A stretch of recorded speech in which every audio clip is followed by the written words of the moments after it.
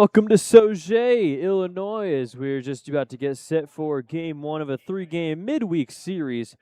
And the last series of this six-game road trip is between the Gateway Grizzlies and the Evansville Otters. Well, the Otters are coming off of a doubleheader sweep back in Joliet on Sunday. They won 2-1. It was a solo homer from LG Castillo that ended up putting the Otters on top of that one. First 7-inning game, Ryan Wiltsey pitched great, had 5 innings of scoreless ball with 4 strikeouts. The bullpen did what it's been doing all season. It's been shutting it down, and they ended up shutting out Joliet in the second game, 2-0. They only gave up 1 hit. A combination of Anthony Tomczak, Dylan Zenko, Nolan Phoebe, and Junior Serta all took care of business. As 2 runs in the 7th inning, one of them by LG Castillo. He had a very good doubleheader on Sunday. Ended up giving them the lead and giving them the victory as Junior Serta got 2 saves in 1 day. So after not pitching for a little bit, he was able to get a good amount of playing time on Sunday and got 2 saves. He's up to 11 on the year. On the other side, Gateway is coming off of a sweep at the hands of the Quebec Capitals, and they have now lost 7 straight home games, which is apparently a first, at least since 2009, which is when they started recording all of those stats. They ended up getting swept on Sunday. They lost by a final score of 9-8. They scored 3 in the first. Quebec scored 4. It was off to a very good offensive start as Gateway was down 4 in the first inning. They ended up coming back to take the lead 7-5 in the third inning. But they gave up 2 in the 5th, 2 in the 6th. Ended up dropping it 9-8 as Andrew Ronnie got the loss in that one. Connor Floyd for Quebec ended up getting the victory. And Gateway is now 4 games under 500 for the first time this season. On the other side, the Otters are now 4-1 in July, which has already broken their win total in July from last year. They went 3-21 in July last season. Now they're 4-1. And it shows you how much different this team is compared to last year. It took the Otters 83 games to win their 31st game of the season last year. Only took 49 games this season. As we're at game 50 tomorrow, is officially the halfway point in the season. We're already almost halfway done with the year as the All-Star break comes up soon on Tuesday and Wednesday against the Atlantic Conference, the Midwest. The Otters have 5 All-Stars that were selected. If you missed all the announcements on social media, Logan Brown, John Ponder, Marcos Gonzalez are going to be starters in the All-Star game.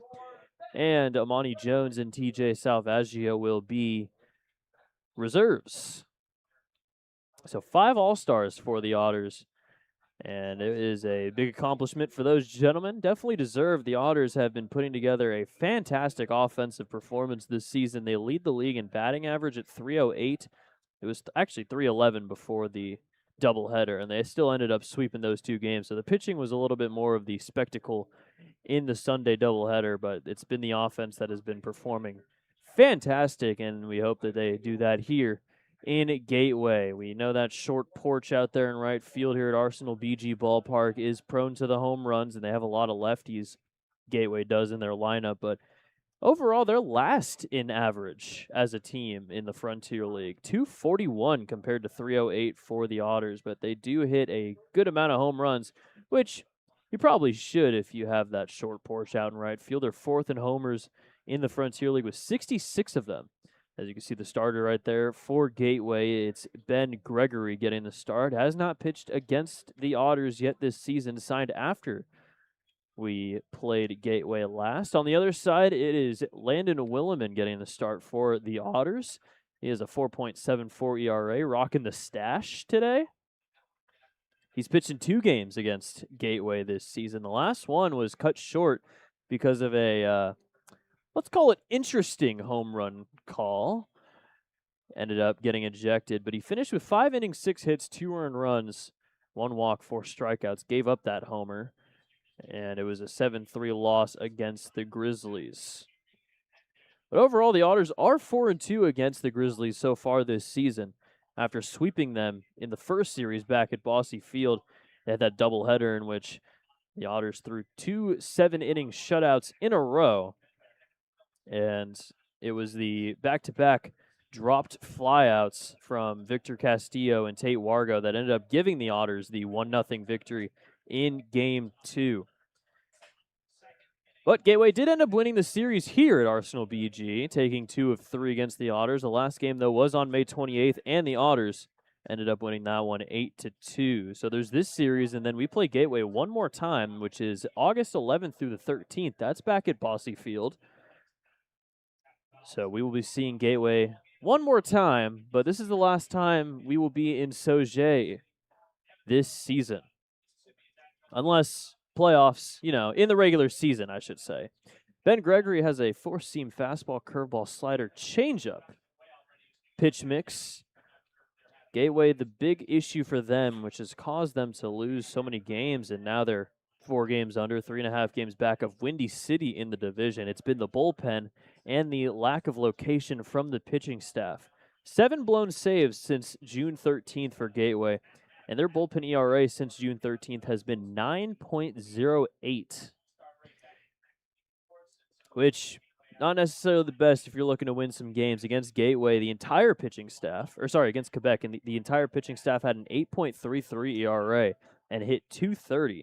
And there were a couple of close games in that one, as they did hit 308 with runners in scoring position. But the pitching kind of let them down yet again, as Gateway goes into this new series looking to right their wrongs, possibly get back into a winning record. After this, before the All-Star break, Gateway will head to Schaumburg and play the Boomers, who, even though they got swept by Washington this past weekend, have been really good at home this season. The Otters head back home and face the Sussex County Miners. Our first matchup against an Atlantic Conference team this season. The Otters will play against Sussex County, New York, and Down East in the Atlantic Conference this season. The Down East series is going to be the last series of the season, where we'll head to North Carolina, play 6 games against them. Don't play any team in the North Division. They play 3 teams in the East, but nobody in the North, which is a little bit interesting, especially considering the fact that the Otters did play a couple of Canada teams last year. Maybe for the best, though, as Quebec came here and swept Gateway. If they came to Evansville, it might have been a little bad for them. There are the umpires right there. Jose Muriente, the crew chief, is behind the plate calling the balls and strikes, with Wes Dunkel at first and Dylan Self at third.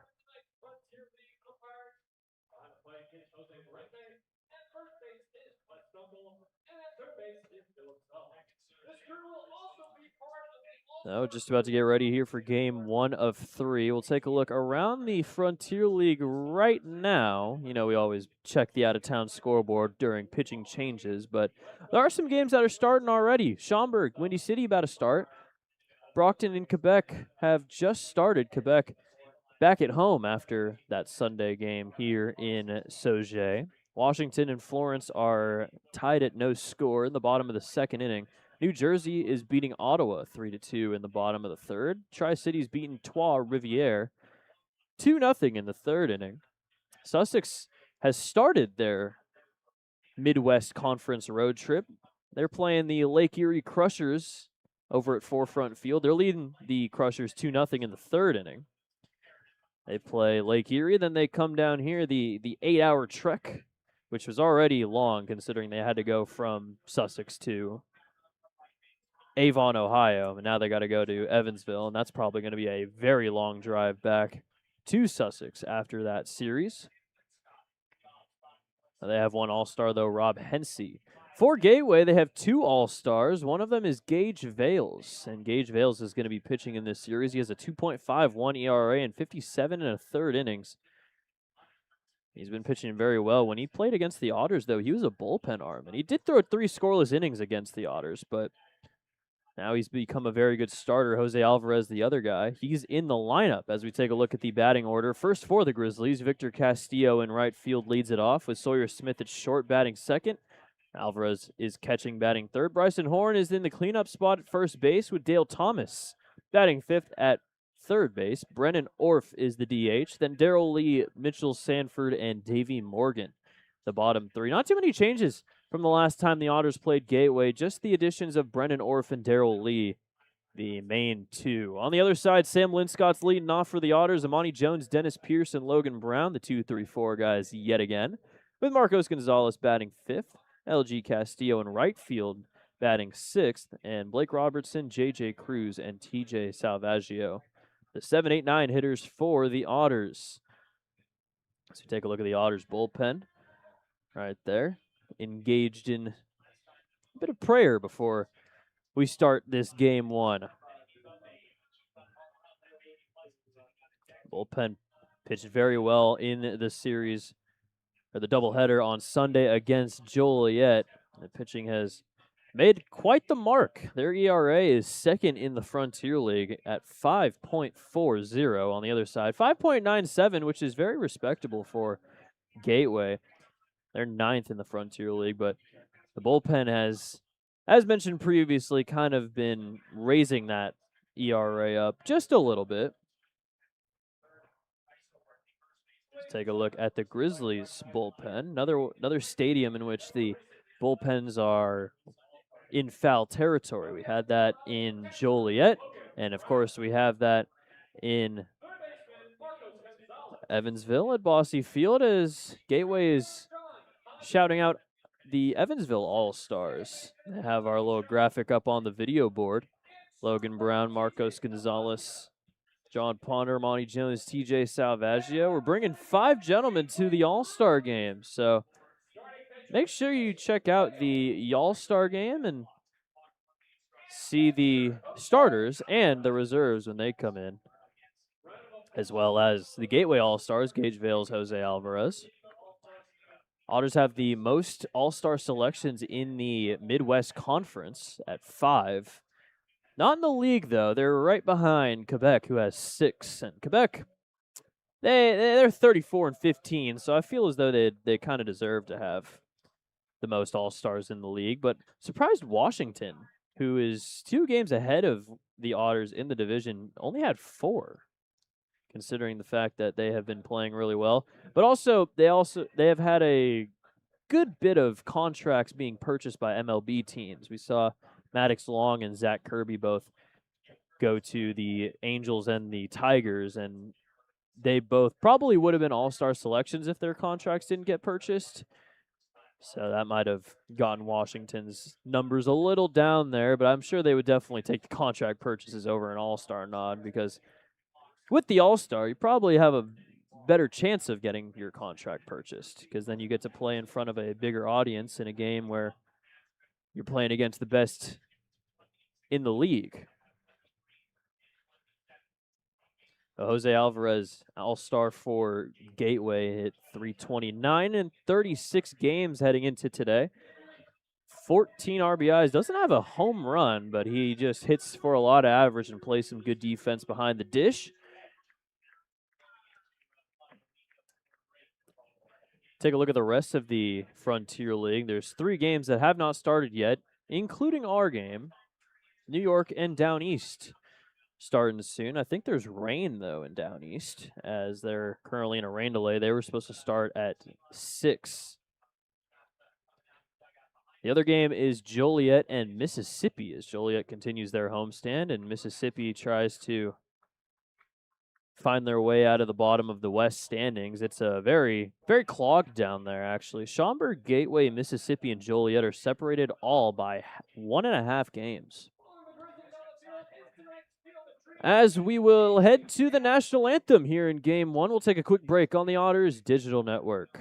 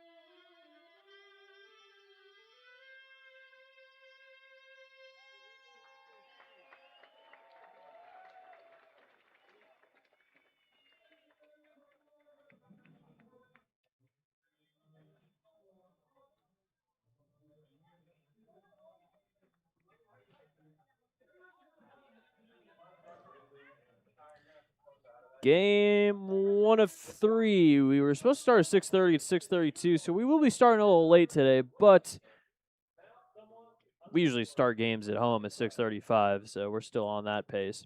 Should be a good one here between Gateway and Evansville as the sun sets here in Sauget. There's a fire in left field, or not in left field, but like beyond left field that currently noticing. Hopefully it's going to get contained pretty soon. Either way, defense for Gateway, it is Daryl Lee, Mitchell Sanford, Victor Castillo left to right field, Dale Thomas at third with Sawyer Smith at short, Davey Morgan at second, Bryson Horn at first with Jose Alvarez doing the catching for the starter, Ben Gregory for Gateway.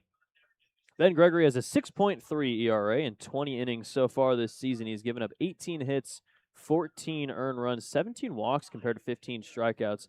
So the walks have been an issue for him, as well as a lot of the pitching staff on Gateway, as the Otters will mostly go for a very good plate discipline approach against the pitching staff of Gateway. They're 15th in walks this season in the Frontier League. So they don't walk too often. They usually just get a lot of base hits. Gregory, though, has a 1.29 ERA at home so far. Only a 7-inning span, but still pretty good compared to the 9 ERA he has on the road. 2 starts at home. We're actually in his first 2 outings of the season. One against Mississippi, one against Florence. Mississippi gave up that earned run, walked 5, but only gave up the 1 earned run. And against Florence on June 13th, he threw 4 scoreless, walked 4, struck out 4, and ended up getting a no decision in a 18-6 Gateway loss. The first game, though, against Mississippi, the Grizzlies did end up winning that one in 10 innings.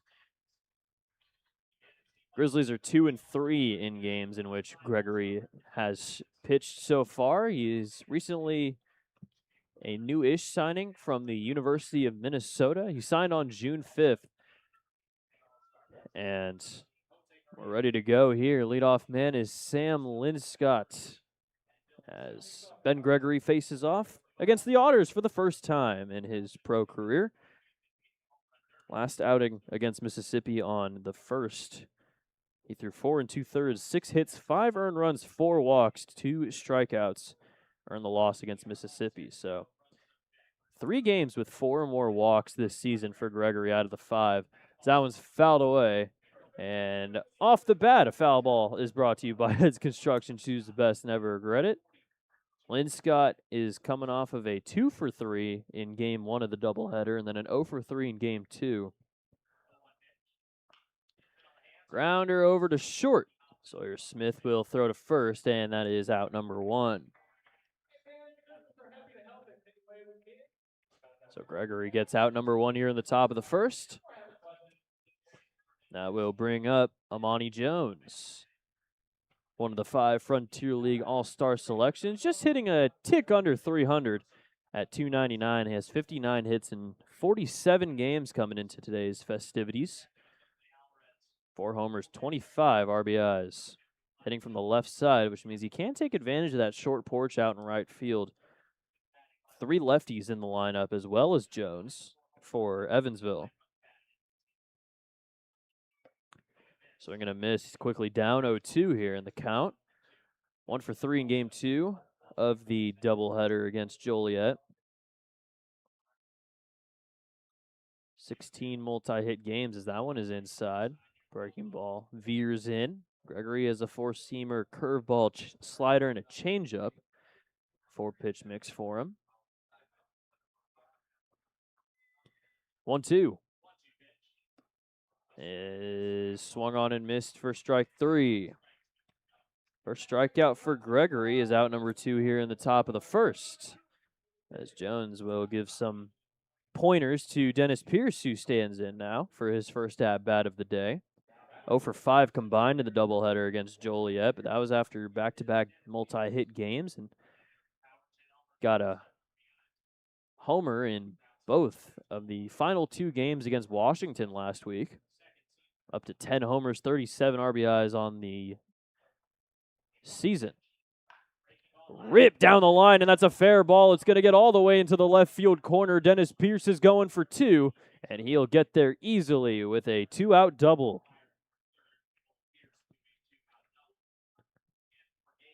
14th double of the season for Dennis Pierce. And runner at scoring position here with 2 outs in the top of the first inning.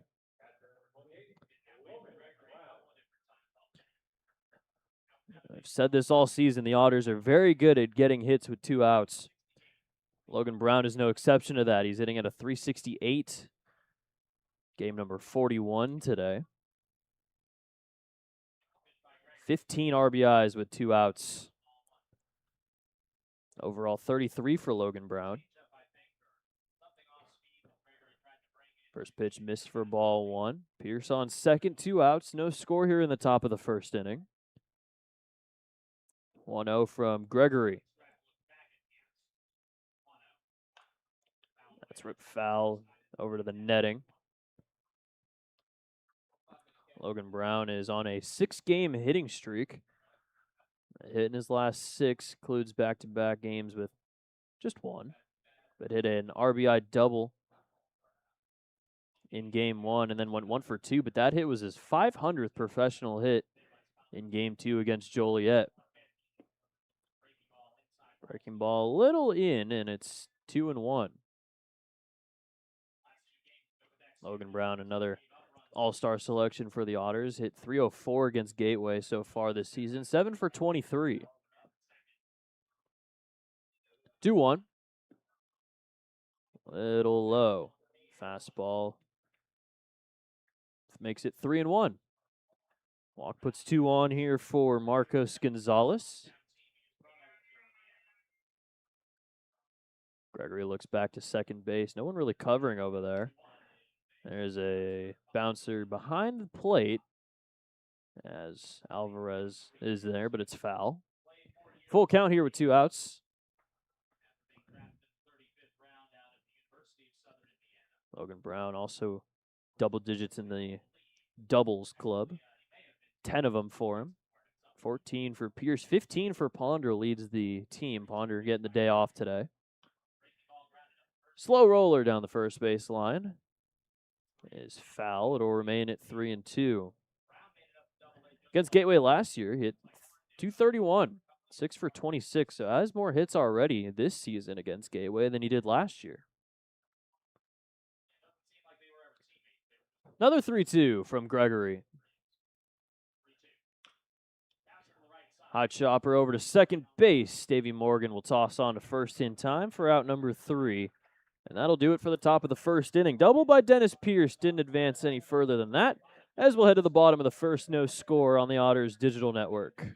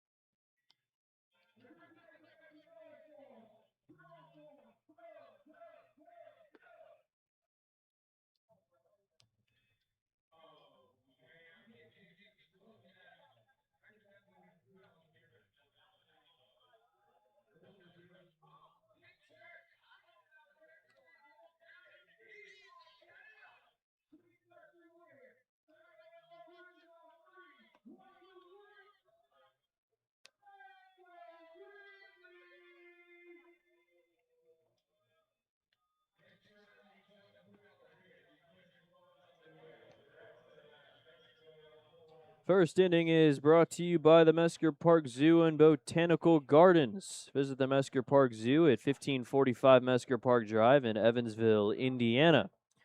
Starter for the day for Evansville is Landon Williman, as Williman's at a 4.74 ERA, 49 1/3 innings. Last pitch against Washington back on the first, got the victory, 8-4 win for the Otters. He threw 6 innings, gave up 2 earned runs, 2 hits, 5 strikeouts.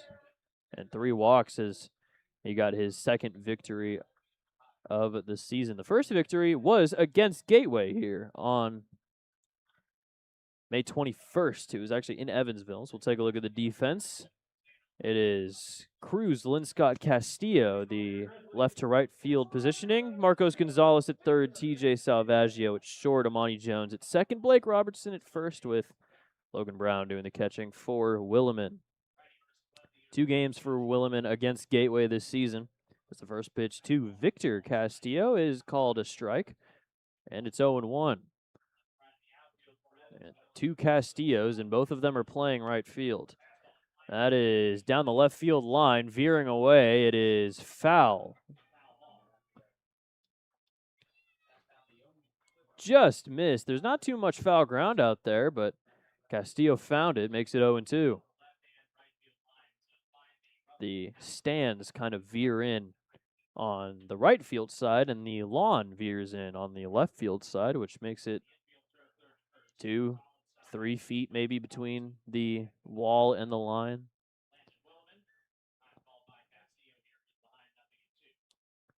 Williman threw 6 scoreless on May 21st against Gateway. It was a 3-0 victory, game 1 of the doubleheader in that. Twin bill, as that one's inside, it's 1-2. Had his next start against Gateway as well on May 26th. 5 innings, 6 hits, 2 earned runs. That was a 7-3 loss, though. So 1 win, 1 loss. Overall, Williman's 2-2 on the season. 2-2 to Castillo. Slow roller over to short. Salvaggio scoops it up. Throw on to first is in time for out number 1.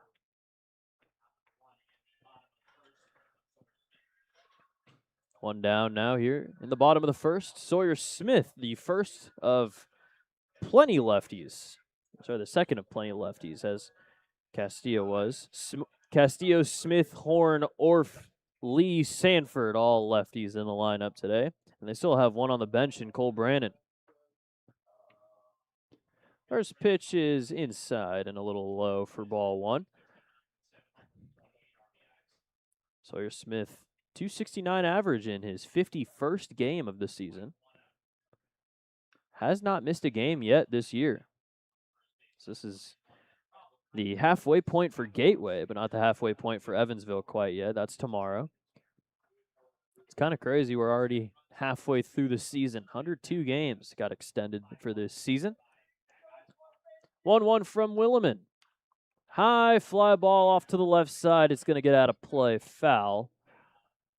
Over near the Otters bullpen. I don't know if they thought it was going to go way past him or not, but Otters pitchers didn't really react too much until it was right near him. 1-2 now to Smith. Smith, 23 years old, from Racine, Wisconsin, a little bit south of Milwaukee. Second season in Gateway. Last year, he only played 3 games against the Otters, and it was that last series of the season. A little outside, it's 2-2. No score here in the bottom of the first inning. Smith, 284 last season, and only 21 games. Has already doubled his game total from last year with Gateway. Grounder over to second. Amani Jones will throw on to first in time for out number 2. First 2 retired here, and that'll bring up the first of only 3 righties in Frontier League All-Star, Jose Alvarez, Thomas, Morgan, the only righties in the lineup today. Alvarez hitting .329 this season. Game number 37, 14 RBIs. Doesn't have a home run yet, as that will miss. 1-0. Alvarez also a non-rookie for Gateway in his 3rd season, as that one's high and inside. Rocking the long hair. Coming off a back-to-back 1 for 3 days on Sunday and Saturday against Quebec. Duo is into right field for a base hit as Alvarez Reason why he was chosen as an all-star, he hits for good average, and he gets another base hit there. Hit number 48 on the season. He's on first with 2 outs for Bryson Horn.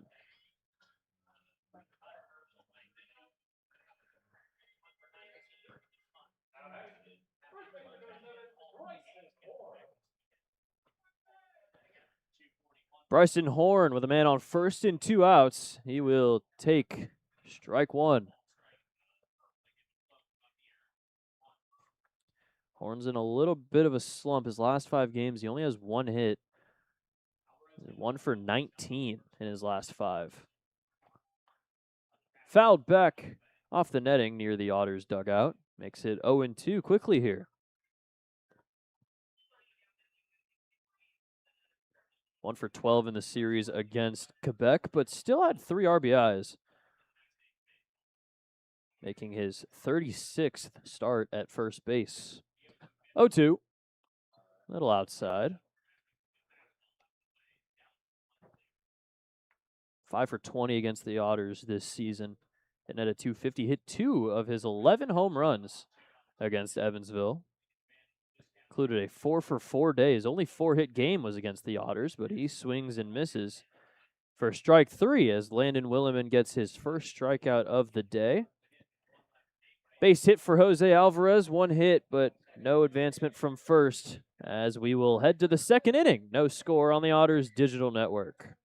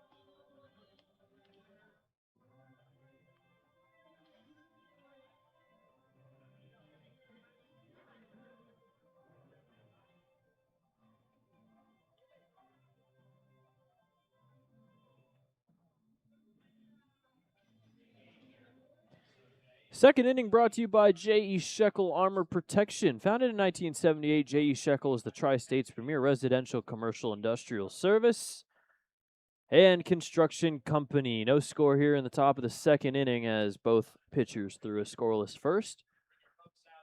It'll be Marcos Gonzalez, LG Castillo, and Blake Robertson, the top 3 leading off against Ben Gregory, who threw a scoreless first inning. First pitch from him. Grounder down the third base line, foul over to the Otters bullpen. Some kids over in the lawn area that I think every foul ball that goes to the bullpen, they're going to be hounding them for it. 0-1. A little low. It's 1-1 here to Gonzalez, who is in at a 320, 46th game, 7 homers, 40 RBIs. Lead the team in 3-hit games with 8. Mentioned this before, but he always seems to just quietly have very good offensive days. Gonzalez 1 for 3 in game 2 of the doubleheader against Joliet. Has a strikeout, though, in each of his last 5 games. Multiple strikeouts in 4 of his last 5. Leads the team in Ks with 39. The Otters don't really strike out too much. 342 strikeouts on the season, 16th of 18 teams in the Frontier League. Grounders short. Sawyer Smith over to first in time for out number 1. Oh, Ben Gregory has already induced 3 groundouts, and he's a very good ground ball pitcher. He induces groundouts 52.1% of the time, which is by far the majority in terms of groundouts, flyouts, and strikeouts. That'll bring up LG Castillo. Has a hit in his last 6 games. Another grounder over to short. Sawyer Smith, longer throw over to first, and it is still in time, though. First 2 retired on 6-3 putouts for everybody scoring at home. Pretty efficient second inning to start here for Gregory, and that'll bring up Blake Robertson.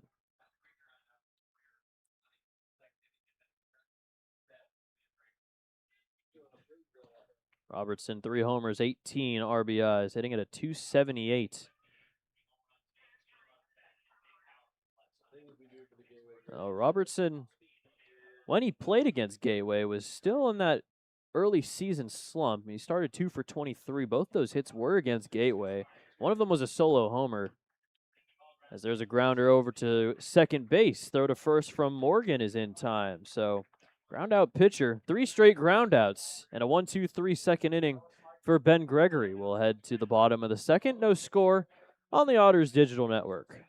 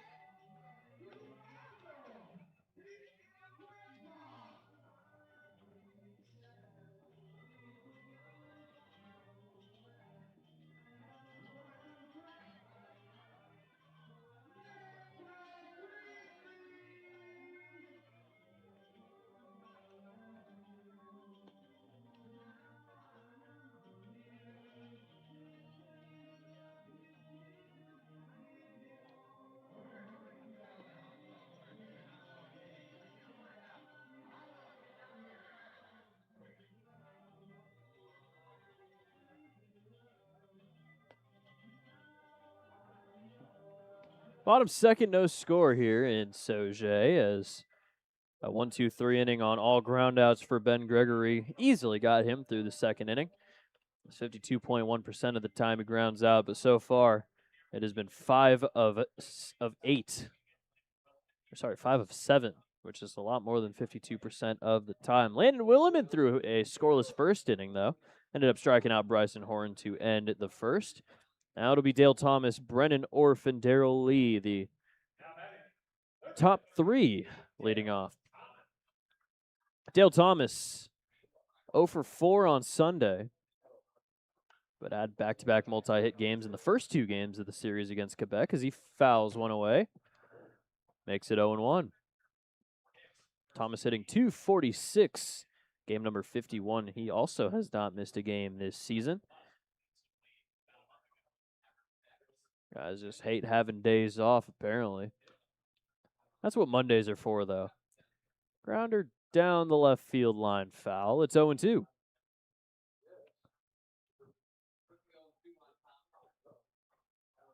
Thomas 222. 4 for 18 with a homer this season against the Otters as the fastball misses high for ball 1. Thomas also prone to the K, 42 of them. 1-2. Just outside. Williman, 21 walks, 41 strikeouts. Otters not a team that walk too many guys. Williman has had issues with the walk at points, but it's a little bit off and on. Grounder to deep third. Gonzalez, long throw, and Robertson can't pick it up. As making it to first is Dale Thomas. Not sure if they'll call that a foul or a hit. It was looking more in the hit territory, as it will be called a infield single, as Gonzalez backed up all the way near the outfield grass, and the throw is going to have to be pretty much perfect in order to get Thomas. So he's on first to lead off the bottom of the second inning, nobody out. That'll bring up Brennan Orff.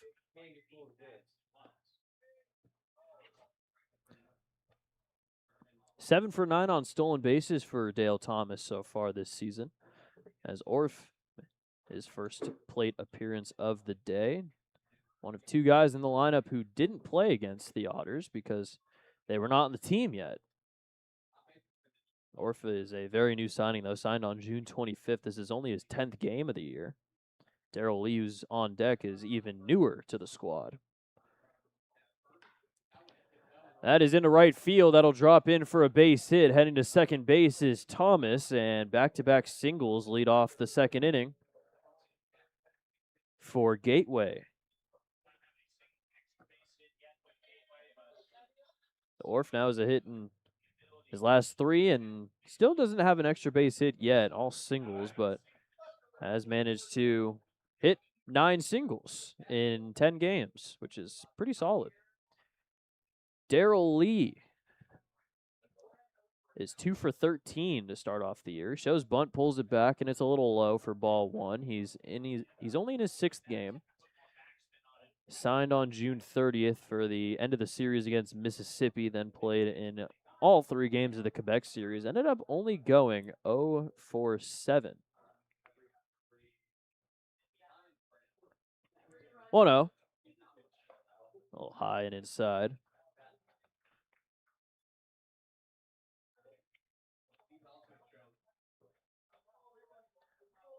Lee, his first pro season, got his first professional hit in his first game on July 1st against Mississippi. It was a double. It's the 2-0's called a strike.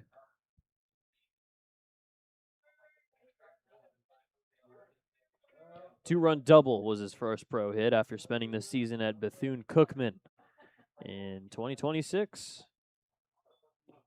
2-1 is in the turf for ball 3. Walk loads the bases with nobody out for Mitchell Sanford.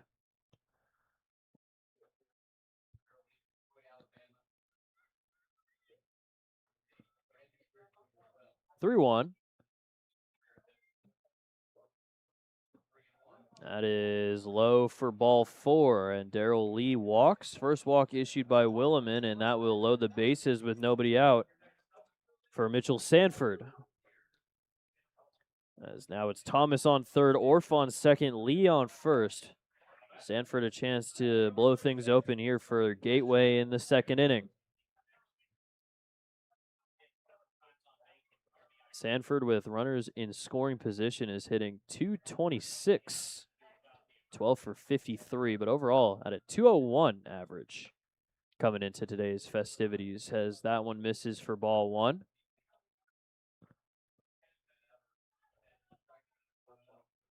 Went 2 for 22 against the Otters in the first 2 series of the year. Did hit a home run, though, one of his 4. That is called a strike. It's 1-1. Sanford only played in 1 game of the series against Quebec, went 1 for 3, drove in a run, walked, and struck out twice. 1-1 here from Williman is called strike 2. Sanford has a strikeout in his last 13 games. Number 52 strikeouts overall on the season. Just behind Victor Castillo for the most Ks on the squad. Very first base side of the rubber here for Williman. Has to get out of a major jam here. 1-2. A little outside.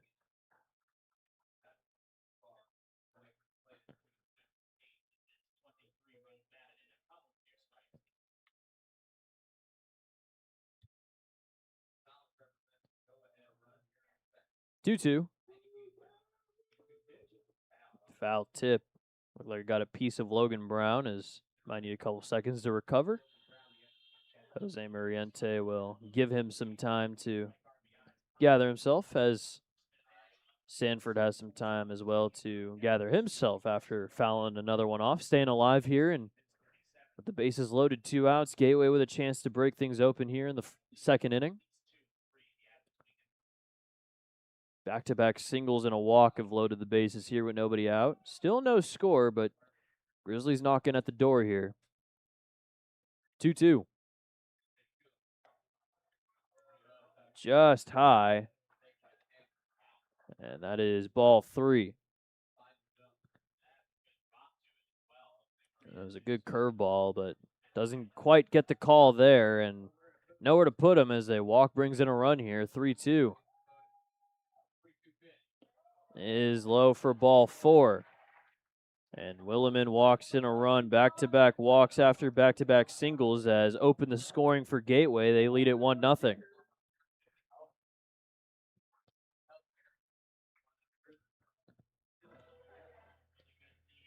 That'll bring up the 9-hitter Davey Morgan.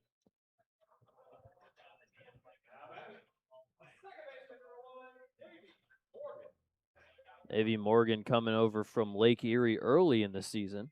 May 19th when he signed after being released by the Crushers on May 11th. Still bases loaded, still nobody out, but this time a run in here for Gateway.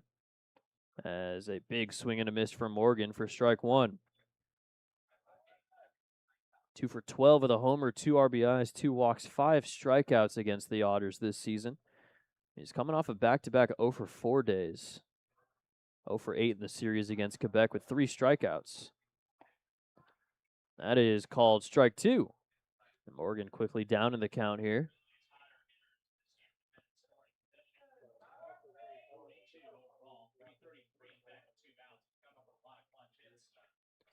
Davey Morgan hitting .342 with runners in scoring position. Overall, .252 in his 32nd game. 0-2 is just away and low for ball 1.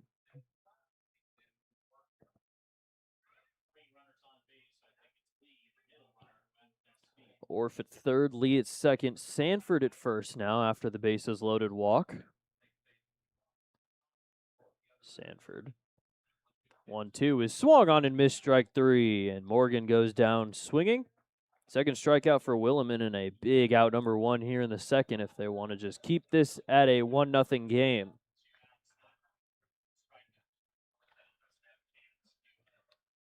Back to the top of the lineup, Victor Castillo. Grounded out to short in his first at-bat. Now back up here for the second time in 2 frames.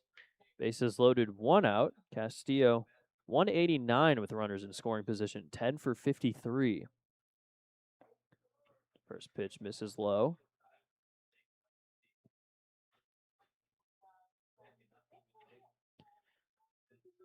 Castillo, third season with Gateway. Last year he had a .298. 8 for 40 against the Otters. High fly ball. Left side of the infield, Marcos Gonzalez will give way. Salvaggio will make the catch. And that is out number 2.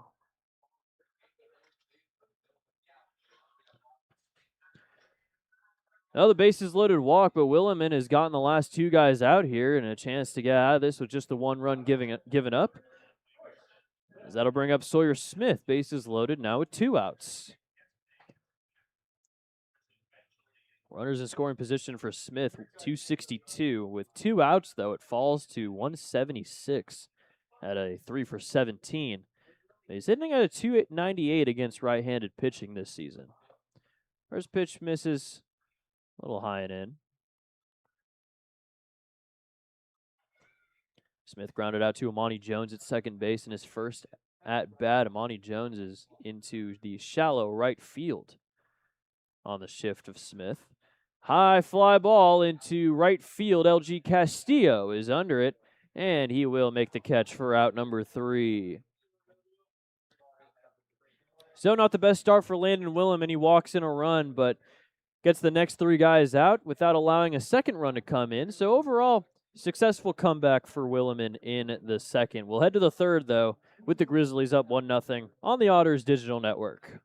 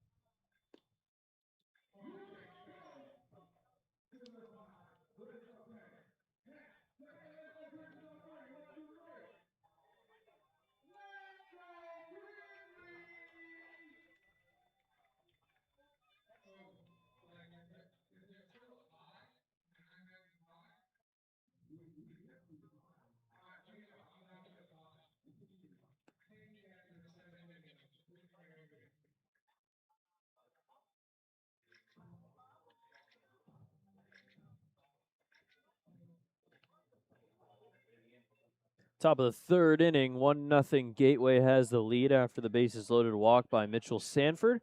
It's 9-1-2 leading off here for the Otters. Salvaggio, Linscott, and Jones. As Gregory's pitching with the lead for the first time today. Here in the top of the third inning. Sorry, 8-9-1. JJ Cruz leads off. Then Salvaggio, then Linscott. Any of them get on, it will be Amani Jones. JJ Cruz hitting at a 233, 25th game as he swings and misses. He's quickly down 0-2 here. He's coming off of a 2-for-4. Did not play in the doubleheader. That game was from Friday against Joliet.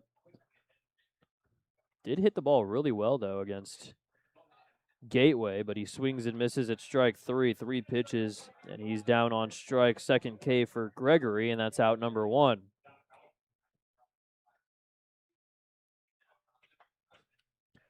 So now it's the 9-hitter, TJ Salvaggio, who going to stand in with nobody on, runner with one out, nobody on. Hitting at a 287. A little low on the first pitch. It's 1-0. Back-to-back over 2 days for TJ in the doubleheader against Joliet. Did not play in the first game on Friday. Grounder over to third. Dale Thomas will throw to first in time, and that's out number 2.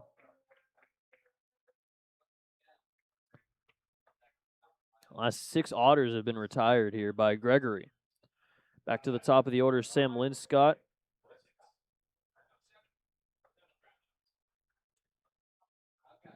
Ben Gregory keeps on inducing groundouts, 6 of them so far, including 3 straight in the second inning.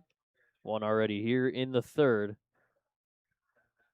Linscott grounded out to short in his first at-bat. He's 0 for 1 today. Fights one off, blooper into right field. That'll drop in for a base hit.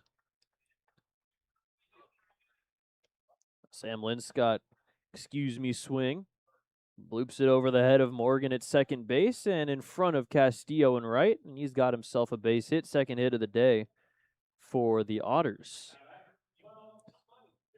Both hits have come with 2 outs. Monty Jones will stand in. He struck out swinging in the first.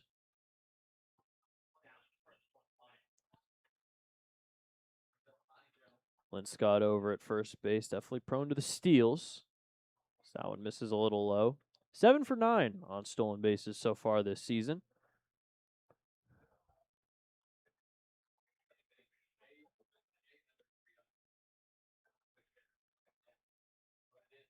One 0 here to Jones. Grounder opposite field over to short. Smith throws on to first in time, and it's another ground out. That time it's out number 3 as 3 scoreless innings for Ben Gregory. Keeps Gateway ahead 1-0 as we'll head to the bottom of the third on the Otters Digital Network.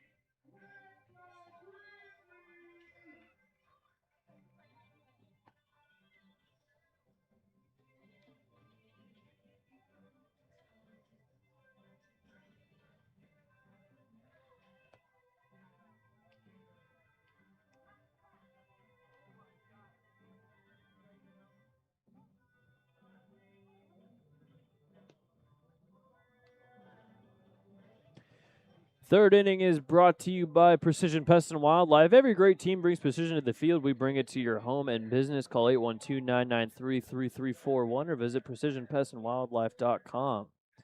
Let's elevate the standard together. Well, if you're looking for some things to do in Evansville this weekend, you could always head over to Bosse Field. We got a couple of very nice theme games this weekend as the Otters play against the Sussex County Miners. The Friday game, July 10th against the Miners, is Margaritaville night, where we'll have live yacht rock music. We'll have a Tyler the Amazing Balancing Act lay giveaway to the first 500 people. We'll have a specialty jersey auction, post-game fireworks. First pitch misses to Jose Alvarez. Saturday, the 11th, is going to be Jurassic Ballpark night, where we'll have dinosaurs at the ballpark, free popcorn to the first 500 people that show up, as that one's called a strike, makes it 1-1. And then, well, we had Era's night, but it got rained out, so we're redoing Era's night on Sunday, July 12th. So a weekend full of special theme games at Bosse Field, and we hope that everybody shows up for those, as the more the merrier, as the Otters try to end the first half on a high note, heading to the All-Star break with a couple of victories against Sussex County. They're down 1-0 here, though, in the bottom of the third, as Ben Gregory has been pitching very nice. A lot of groundouts. That one's inside for ball 2. Jose Alvarez leading it off. It's Alvarez, Horn, and Thomas, 3-4-5 in the third. High chopper over to second base. Amani Jones throws to first in time. Jones was kind of considering whether to move up or go back, decides to go back, and still ends up getting the out at first for out number 1.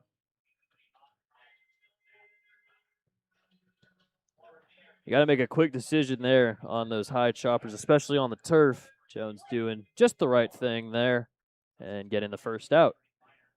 Bryson Horn. First pitch fouled back over the box. Foul ball brought to you by Heads Construction. Choose the best, never regret it.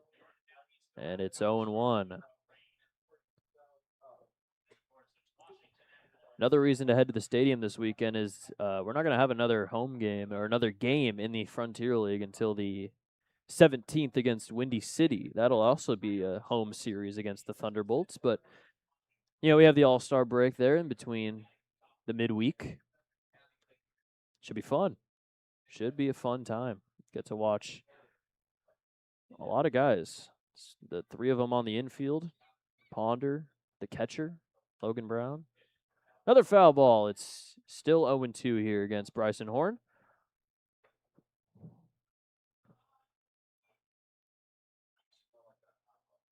Horn here at home hitting .250. Another 0-2 from Williman. Grounder over to first. It's going to stay fair. Robertson will take it to the bag himself, and that's out number 2.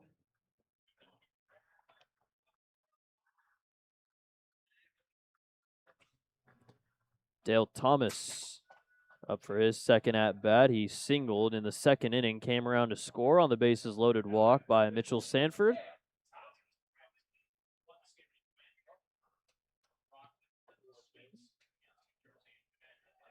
First pitch here from Williman is going to miss a little high for ball one. Thomas from De Leon Springs, Florida, a little bit north of Orlando. Population of 2,600. There's a fly ball into deep center field. Going back is Linscott, and that's going to get over the center field wall. A homer for Dale Thomas. That's a tall wall in center field, and Thomas was able to get it just over there. 398 on the distance, and 2 for 2 is Thomas. His solo homer makes it 2-0 Gateway in the bottom of the third inning.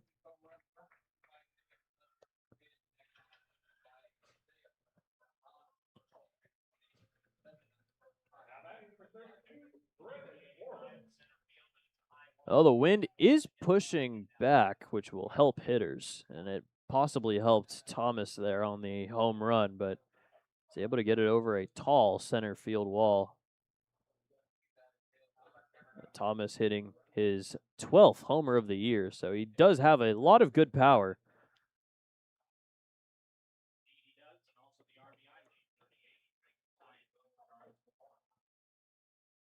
One.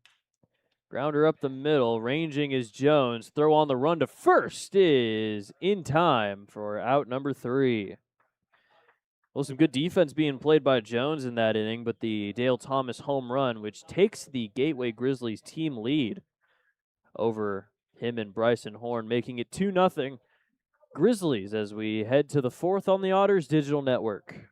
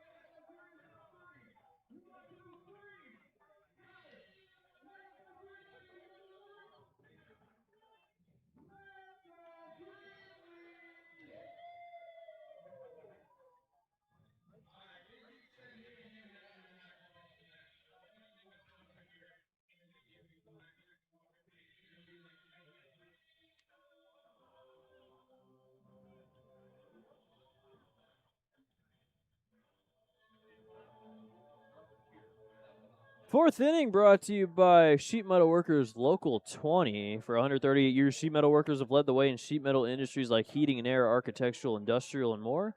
Visit smart20evansville.com for more information. Good pitching so far for Ben Gregory. He has given up 7 groundouts, which kind of what he's known for. 2 hits, 2 strikeouts, no walks for Gregory so far today. He'll face off against Dennis Pierce, Logan Brown, and Marcos Gonzalez to lead off the 4th inning. As the sun continues to set here, it's really shining now as we hit the golden hour in Sauget. Dennis Pierce ripped a double down the left field line in his first at-bat. Ended up getting double number 14 in the first, but didn't end up advancing any further from second base as the first pitch misses outside for ball 1. Ben Gregory, 21 years old only. He's turning 22 next month. First professional season after spending the 2026 collegiate year at Minnesota. It's from Granger. He's from Indiana, from the Evansville neck of the woods. The other side of the state, though, from Evansville. Granger's a little bit northeast of South Bend. Fly ball into deep center field. Going back is Sanford. He's at the wall, and it gets off his glove.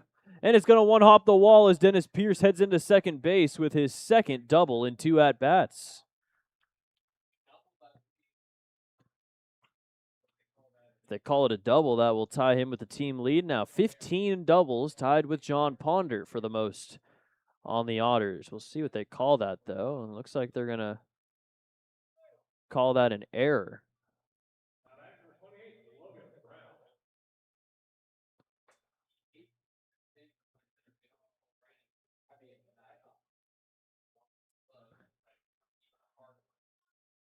So it will be called an error on Sanford in center field. So no hit will be given to Dennis Pierce, but still in scoring position here with nobody out for Logan Brown, who takes inside for ball 1.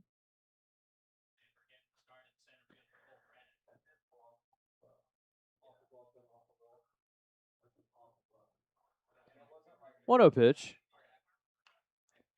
Slow roller back to Gregory. He'll lob it over to first in time for out number 1.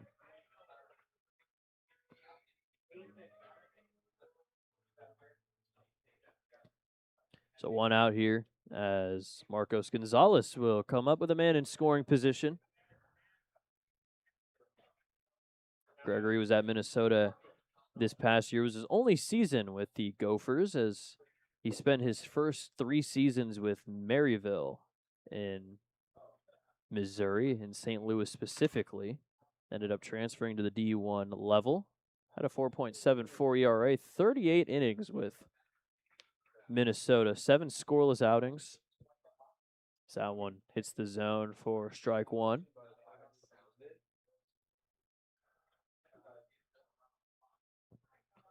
0-1 here to Gonzalez. Little inside. It's 1-1. That Minnesota team finished 30-23. Ended up having a 9-1 stretch between late February and early March, but they went 11-19 in conference play, so they didn't even make the conference tournament. A little low and away. It's 2-1. While he was in high school, he had UCL surgery, Tommy John, in which he said his UCL tore off the bone, which does not sound fun. Ended up coming back, though, in time for his freshman season at college. Fly ball into right field. Under it is Castillo. He's not going to be able to get there as Pierce will stop at third. A fairly good deke for Castillo out in right field as it stops Pierce from rounding third. Either way, a base hit for Marcos Gonzalez, and runners are at the corners here with 1 out for LG Castillo.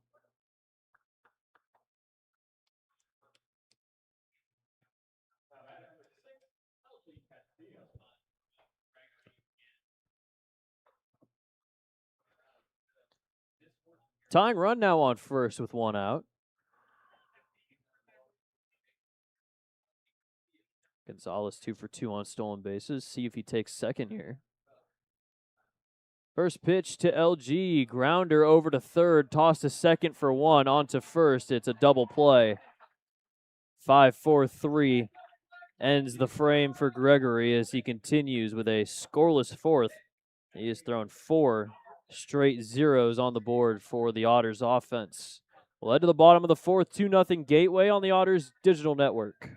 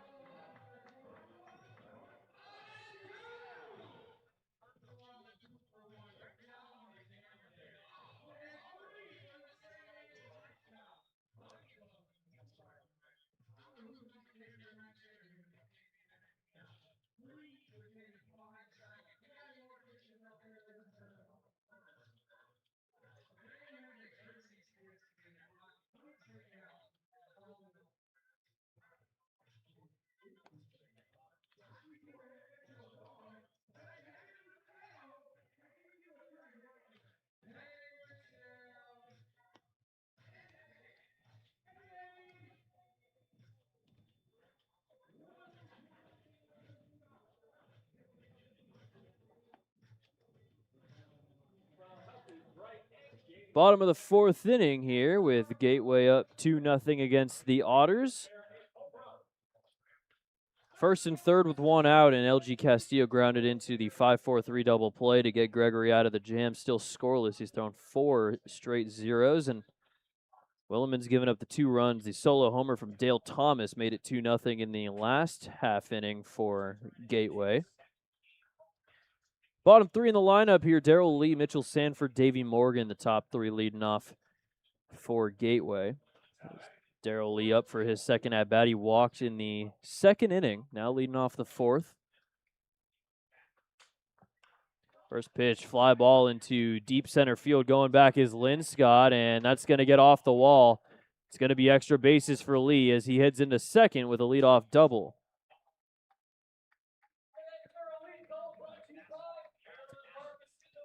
Second double for Lee, first since his first professional hit back on July 1st against Mississippi. And quickly here, runner in scoring position with nobody out. Mitchell Sanford drove in the first of 2 runs for Gateway with the bases loaded walk. Now a chance to drive in his second. Walked in the second, brought in a run. A pretty close pitch called ball 4. Lee does have some good speed at second base. 18 for 21 in stolen bases this season with Bethune-Cookman. As it swung through and missed for strike 1 to Mitchell Sanford.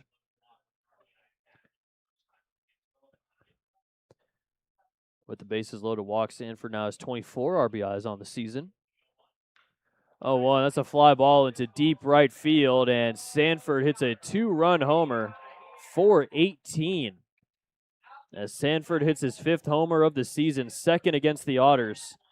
And Gateway has doubled their lead. It's 4-0.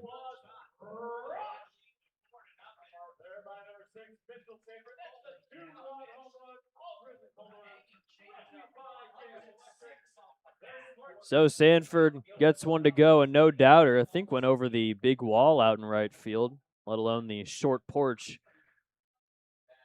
And it is now 4-0 Gateway here. That's the 6th homer that Williman's given up this season. And the first since June 18th against Lake Erie.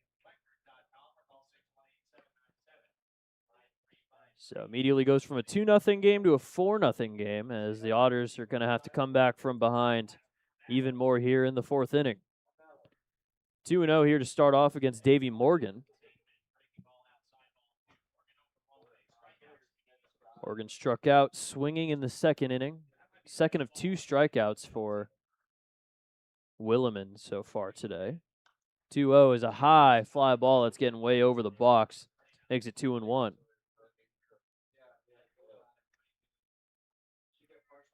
Morgan now has a strikeout in 4 of his last 5 games, including an 0 for 5 with 3 Ks on the 30th against Mississippi.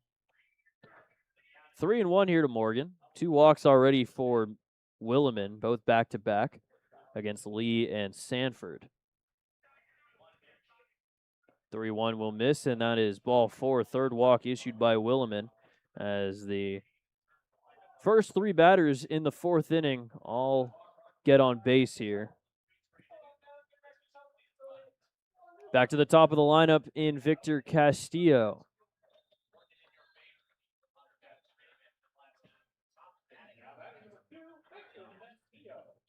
Castillo only hitting at a 2.06, but has 10 homers, 20 RBIs.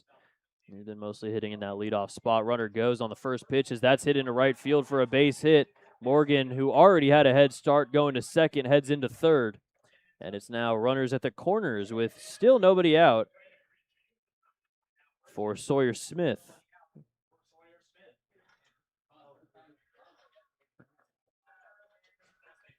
First 4 reach here to start the 4th for Gateway. So our offense is putting together a good performance here to start off game 1. We'll have a mound visit here between Logan Brown and Landon Williman. 4 runs, 7 hits, 1 error for Gateway on the other side. 0 runs, 3 hits, no errors for Evansville. The offense was struggling a little bit on Sunday, but the pitching ended up picking them up. But so far, Williman has given up 4 runs, including the 2-run homer to Sanford, and Sawyer Smith will try to extend the lead even further here in the 4th.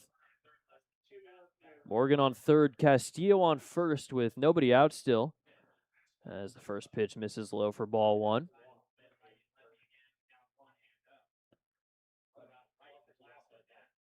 Sawyer Smith so far 0 for 1. Gateway trying to end a 7-game home losing streak, and they're off to a good start. That's going to get into the gap in right center field. That's going to one-hop over the wall. 1 run will come in on the ground rule double by Sawyer Smith, and 3 runs have come in on 4 hits, and it's 5-0 Gateway in the 4th.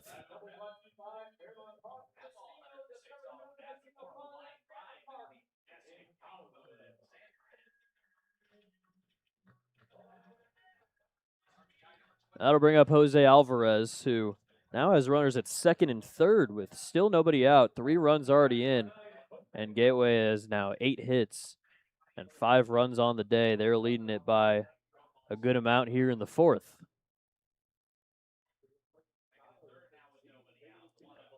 First pitch fouled away by Alvarez. Foul ball brought to you by Heads Construction. Choose the best, never regret it. 0-1 here to Alvarez, who is currently 1 for 2. Had a single in the first, grounded out to Amani Jones at second base in the 3rd inning. Not hard to get a ground rule double over that short wall in right field. Sawyer Smith just gets it over there. High and in on the fastball. It's 1-1.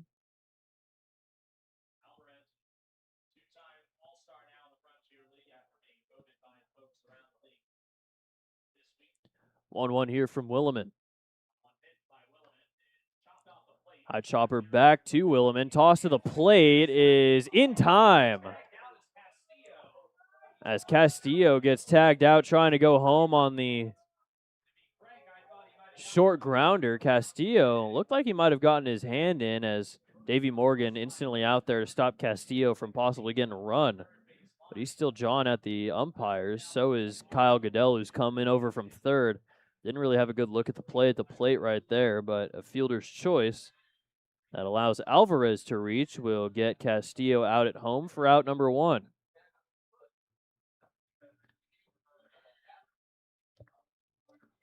Very close one at the plate. Yeah, Castillo, we know his side he was on in terms of that call. Bryson Horn now, 1 out, runners at the corners.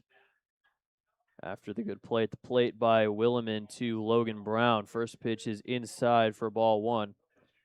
Bryson Horn has a strikeout in the first, grounder over to Robertson at first in the 3rd. 1-0 misses a little outside. Horn now 1 for his last 21 after an 0 for 2 to start today.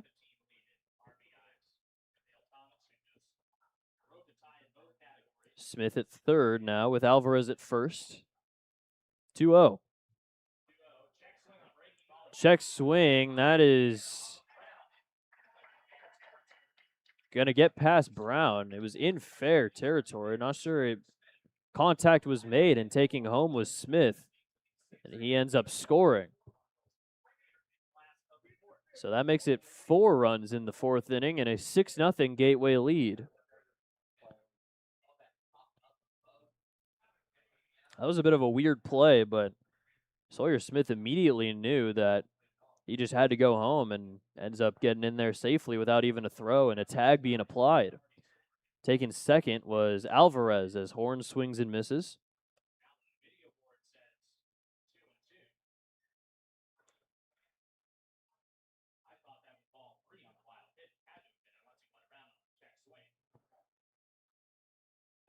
Pitch from Williman. Inside. And that's ball 3, makes it a full count. So Alvarez now at second. 4 runs in here. 6 runs, 8 hits now for Gateway. 3-2. is into right field for a base hit as Bryson Horn gets his second hit of July. 2 for 22 now in July, and puts runners back at the corners here. Hit number 5 for Gateway in this inning, 9 overall. And Alvarez moves over to third.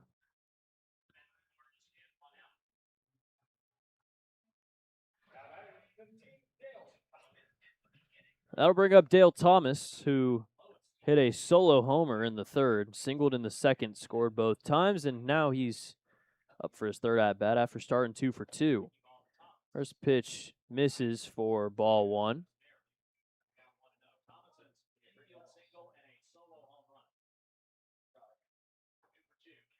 1-0 here from Williman. That's a drive into deep left center field. That's going to get off the wall.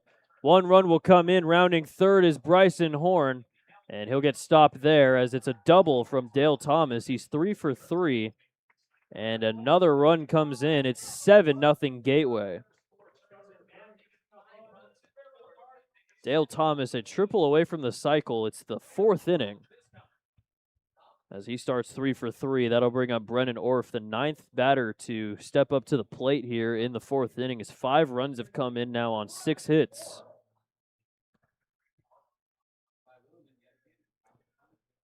Horn at third, Thomas at second. Still only 1 out, and the Otters will get somebody warming in the bullpen. First pitch is called a strike. First guy out of the pen is Andrew Garcia, who's warming.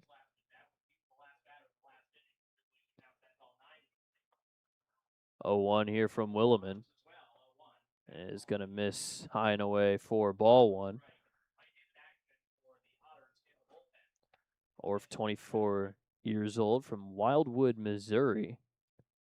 First season with Gateway, signed back on June 25th after being a 13th round draft pick by the Blue Jays back in 2023. 2-1 now here to Orff. Chance to drive in more runs for Gateway after 5 have already scored here in the 4th inning. There's a fly ball into deep right field. Brennan Orff has hit his first home run as a Grizzly. A 3-run shot has made it 10-0 Gateway here in the 4th inning.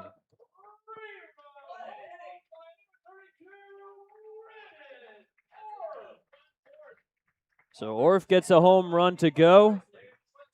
RBIs number 2, 3, and 4, and it has become a blowout here in the 4th. 8 runs have scored for Gateway. Now have 10 runs on 11 hits.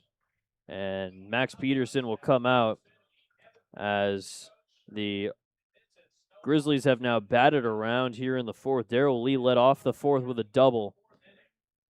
And so far, it has been absolute chaos here. Everybody has reached so far. It's been double, homer, walk, single, double, fielder's choice, single, single, homer.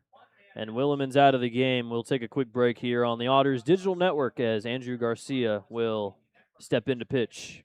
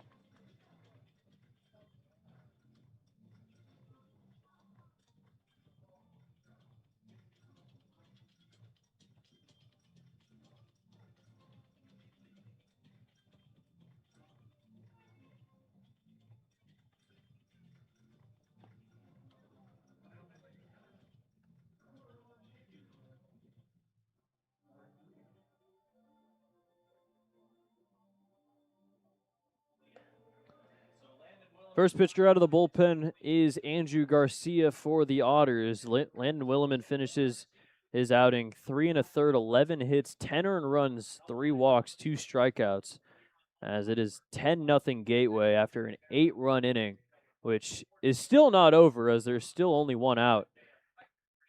It has been an onslaught of offense in the 4th inning for Gateway, and Garcia will just try to get these last 2 outs to move on here in this one.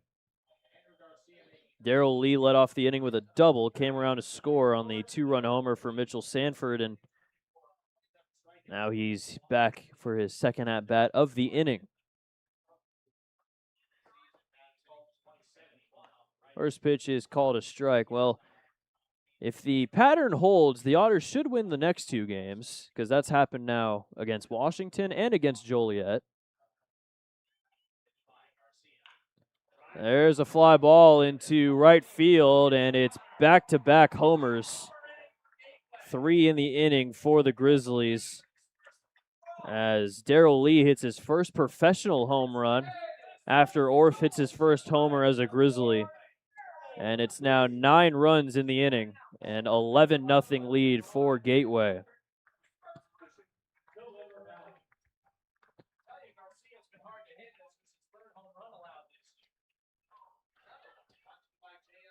Well, congrats to Darrell Lee on hitting his first homer as a pro. Definitely a big accomplishment for him.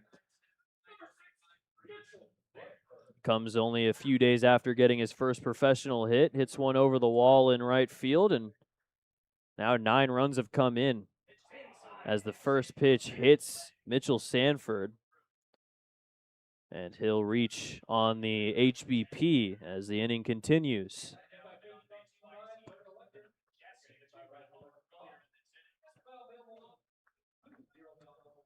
This has been about as much of a nightmare inning as we've seen all year for the Otters. We saw one of these innings against Washington in that 23-10 loss. It's just one of those very demoralizing innings that even with the Otters' bunch of comebacks so far this season, it's going to be a tough one to try and get back from this one, especially since there's still only 1 out here in the 4th. Everybody has reached. Even the fielder's choice by Jose Alvarez, he ended up reaching and coming around to score. The only out was Victor Castillo at the plate. Runner on first, 1 out. 1-0 is called a strike to Davey Morgan, who's batting for the second time in this inning.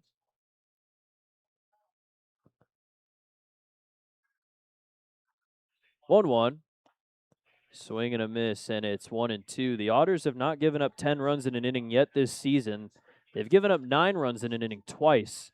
Both of them have come to the Washington Wild Things, but now 9 here, and they've tied that season high. 1-2 is a fastball a little high, makes it evened up at 2 apiece. Garcia, 5.7 ERA, 23 2/3 innings coming into today's game. 24 walks compared to 27 strikeouts. The walks have been an issue for him so far this year, as that one will miss. And it's a full count, 3-2.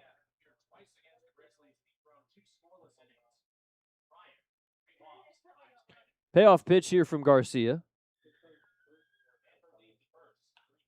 High fly ball into shallow right field. Jones and Castillo converging. It'll be Jones to make the running grab. And that's out number 2.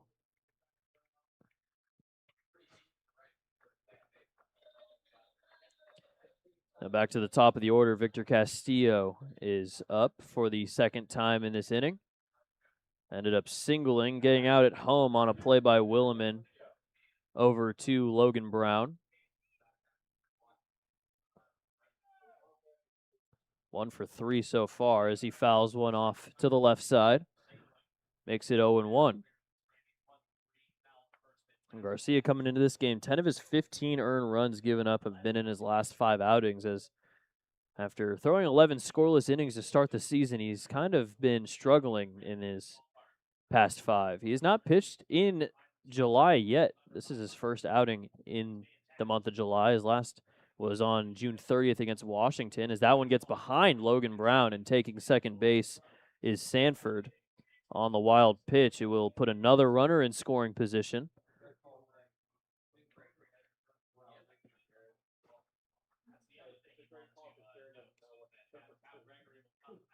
Garcia has walked multiple batters in 4 of his last 5 games. Walked 3 2/3 of an inning on the 27th of June against Florence. Gave up 3 earned runs there. Gave up 4 earned runs against Lake Erie on June 17th, but still ended up getting the win. Even with the struggles, he's still a perfect 5-0 as the liner is caught at second by Jones for out number 3. Well, it's 11-0 here on the Otters Digital Network.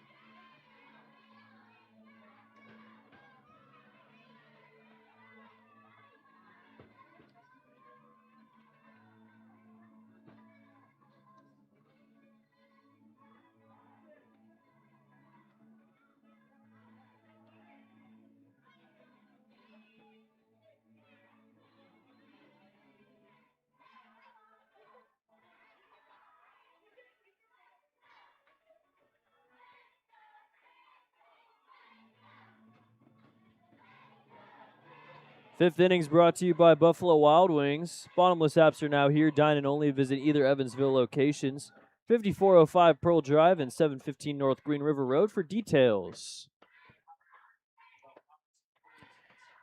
That bottom of the fourth didn't happen. It is 11-0 Gateway as we enter the fifth. Ben Gregory's been pitching well. 4 scoreless frames. He's given up 3 hits, 2 strikeouts, no walks so far, as he's pitching very well in his first outing of his career against the Otters. Bottom 3 in the order leading off, it's Robertson, Cruz, and Salvaggio here in the fifth. Robertson grounded out to second base in his first at-bat as second baseman Morgan is in shallow right field on the shift, as it's called strike 1. Gregory last season for Maryville had a 4.05 ERA, 66 2/3 innings. He was first team all Great Lakes Valley Conference. Ended up getting 11 strikeouts in a game on 2 separate occasions. One time was against Missouri S&T. The other time was against McKendree. Both of those games were in March. There's a fly ball into deep right field. Going back is Castillo, and he makes the grab at the track for out number 1. Almost made it over the short porch. Not quite. Didn't quite get the distance, and it's out number 1.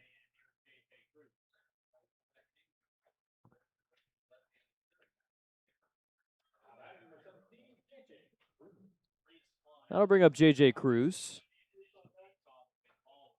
Struck out on 3 pitches in his first at-bat, as the first pitch is called a strike.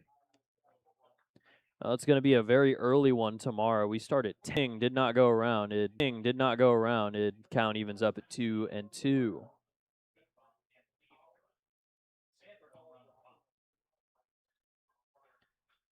Gregory kicks and fires the 2-2, wind blowing a little bit out to right field as Cruz fouls one away over to the netting, and it's going to remain at 2-2. 2025 was his best season of his college career. Played with the Frederick Keys as well in the MLB Draft League before they became an Orioles affiliate. 2-2. There's a ground ball that's going to get into center field for a base hit as J.J. Cruz has his first hit of the day. 1 for 2 now, and that's the 4th hit for the Otters. That'll bring up T.J. Salvaggio with a runner on and 1 out.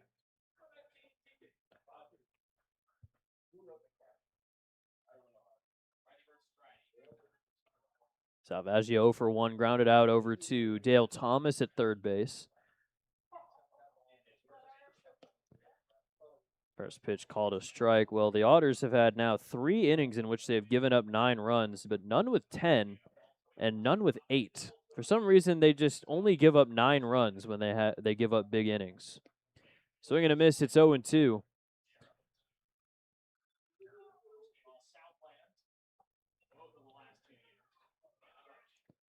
So far this season, the Otters, when giving up 10 or more runs, are 1-6. The only win was that 13-13 sudden death win against Mississippi.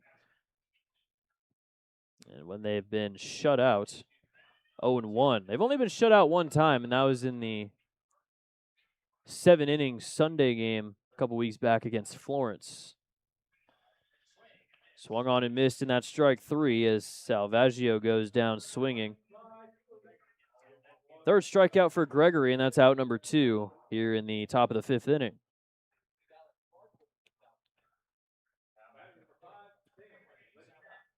Well, definitely good for Gregory and the Grizzlies, trying to save some bullpen arms here, especially with the Otters already digging into the bullpen in the 4th inning. Lynn Scott will take strike 1. Lynn Scott 1 for 2 on the day. Grounded out to short in the 1st inning, then singled in the 3rd. J.J. Cruz still on first now with 2 outs. Pitch from Gregory.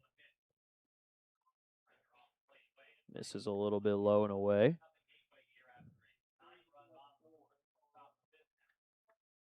Gateway leading it by 11 as it's giving bad memories from the first game against Washington. So that one's outside. It's 2-1. That game against Washington was the Otters' most runs given up in a game and the largest margin of defeat in a game, which is 13. They're down 11 right now. Definitely not a season high you want to match. There's a fly ball into left field. Under it is Darrell Lee, and that's his first bit of action today. We have not seen him on the defensive side. 5 scoreless innings for Ben Gregory as Gateway is leading a lot to a little halfway home on the Otters Digital Network.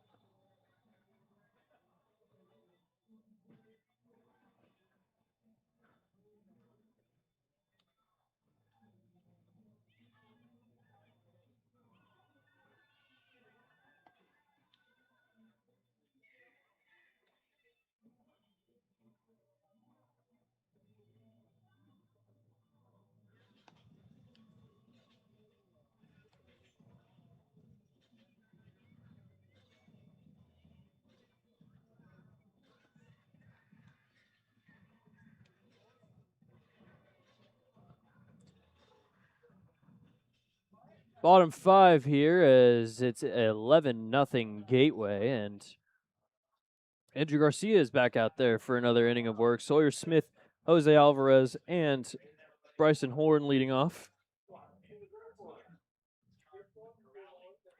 9 runs in the 4th inning for Gateway as, well, put things almost out of reach here. The Otters have come back down 8, but 11, that is a entirely new story, especially with how Ben Gregory has been pitching so far today. Sawyer Smith leads it off, and Sawyer Smith is 1 for 3. Hit a double in the 4th, ended up bringing in a run and coming around to score, as the first pitch will miss for ball 1.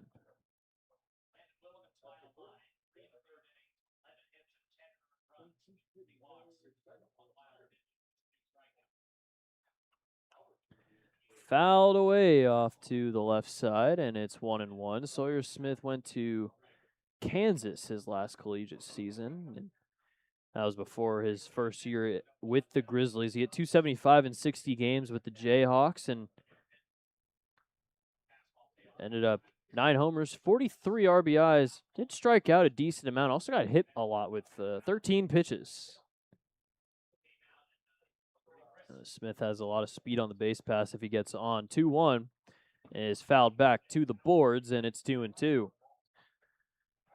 Also was in the Northwoods League with the St. Cloud Rocks. Played a couple of seasons with the Rocks because he was with St. Cloud State for his first few seasons of collegiate ball up in Minnesota.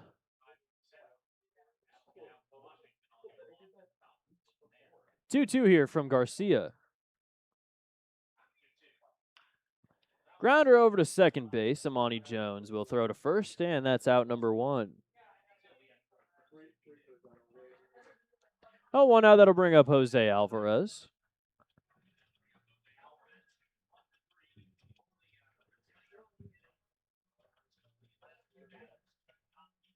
Well, with that 9-run inning, everybody in the Grizzlies lineup has reached base, but not everybody has a hit, as Davey Morgan is 0 for 2 still. But just 8 of 9 guys, and Morgan did walk and come around to score in that 9-run 4th inning, so he's still finding ways to be productive on the offensive side of things, just kind of like pretty much everybody else on Gateway today. Grounder up the middle, and it's another base hit for Alvarez. He is 2 for 4 today.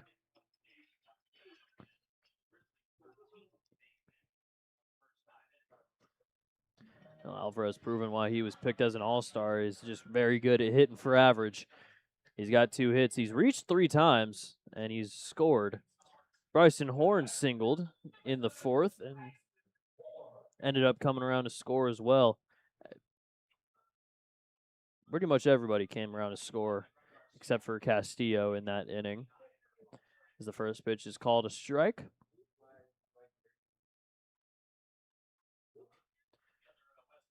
Bryson Horn was with the Braves organization for a good bit of time, a few years for him, as that one's fouled away. Signed in 2020. They ended up playing in 2020, of course, because of the COVID-shortened season that got rid of minor league baseball entirely, but was there in the Braves organization until 2025, as that one misses inside. Horn probably going to have a bit of a weird time when he goes to Mississippi, play the Mud Monsters, because that used to be his home stadium when he was with the Mississippi Braves in 2024. So that misses low, makes it 2-2. 2024 with Mississippi, he hit 238, 87 hits, 107 games, so stayed relatively healthy, but he just struck out a lot. That's a fly ball into center field. Lynn Scott's right there. He'll make the catch, and that's out number 2, as Alvarez will head back to first base. Strikeouts were a big issue for Horn in the minor leagues. 27 walks to 115 Ks in 2024. 22 walks to 101 in 2023. And then 33 walks to 110 strikeouts in 2022. A little bit better of a ratio, though, in the Frontier League. 21 compared to 39 strikeouts. Dale Thomas is a triple away from the cycle, so we are on cycle watch here for Gateway, as that's called a strike, makes it 1-1. Singled in the 2nd, homered in the 3rd, doubled in the 4th. 4th at-bat in 4 innings for Thomas. 1-1, a little high and inside. And that's ball 2. Thomas' 3rd season with Gateway. Last season, he hit .283 in 90 games, only missed 6 games. Hit 16 homers in that entire season. He's got 12 already this year in almost half the games. Called a ball a little high, and it's 3-1.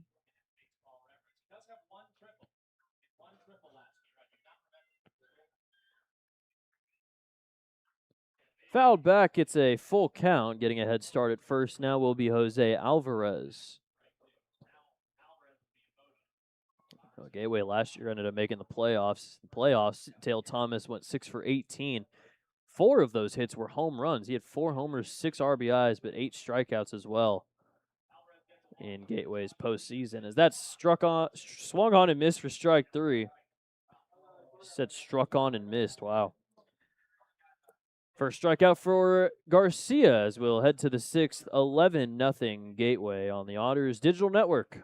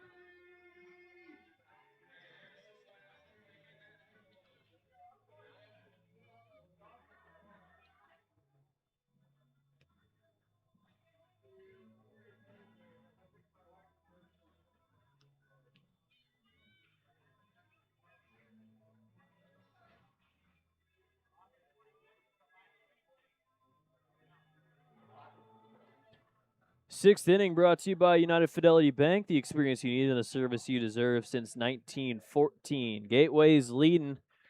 It is, I see a couple ones. That's 11 runs. 13 hits, 1 error for Gateway, and no runs, 4 hits, and no errors for Evansville. Bit of a rough one today. Ben Gregory is now reaching uncharted territory in his professional career. It's the first time he's pitched into the 6th inning. Went 4 2/3 against Mississippi in his last outing. That was his career high before, but now he's set a new one, as he has thrown 5 scoreless.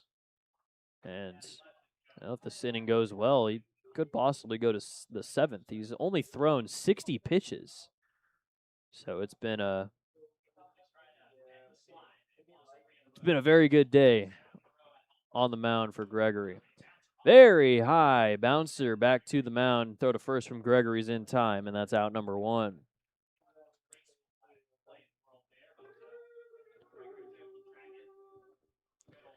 One out to lead off the top of the 6th inning. The Otters have only had 1 hitter lead off and reach, and that was Dennis Pierce on a error in center field. A dropped fly out from Sanford in center field. Almost had 2 doubles in a game, but it was called an error. So 1 for 2 for Pierce. He doubled in the 1st inning.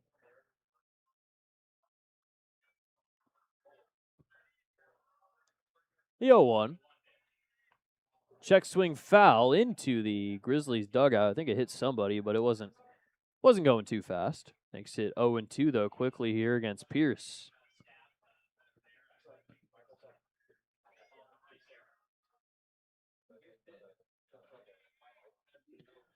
Only one Summer League season besides the MLB Draft League for Ben Gregory. He only pitched 19 innings in the Northwoods League against, or I guess for the Madison Mallards. So that one misses. Makes it 1-2. He didn't give up a single run, though, in 19 innings for the Madison Mallards. So, very good season in the Northwoods League for Gregory. That'll miss, and it's 2-2 here to Dennis Pierce.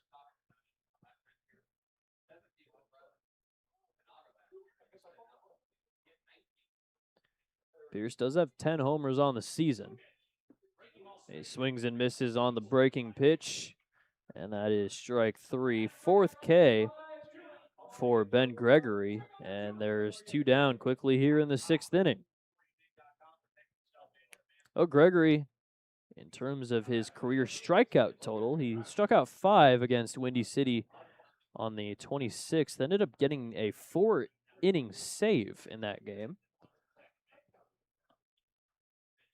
which that's pretty rare. That's a pretty rare feat. 58 pitches, took to strike out 5, and he's got 4 here, and this is his 3rd outing with 4 strikeouts. First 2 miss outside for a 2-0 count against Logan Brown, who is currently 0 for 2, a couple ground outs, and 1 to second, 1 back to Gregory. 2-0. He'll hit the zone for strike 1. Well, Logan Brown, in terms of homers and RBIs, has the exact same total in 40 games that he did in 59 games last year. 3 homers, 33 RBIs now in both seasons. So anything he does further than that will put him at a better total this year compared to last, and he does have the All-Star nod now this year.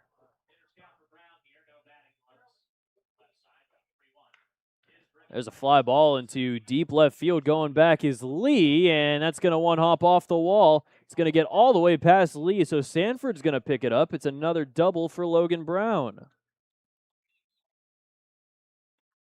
11th double of the season for Logan Brown, and he's into second base. 5 hits. 2 of them have been doubles for the Otters so far in today's game. That is double number 100 for Logan Brown as well in his professional career.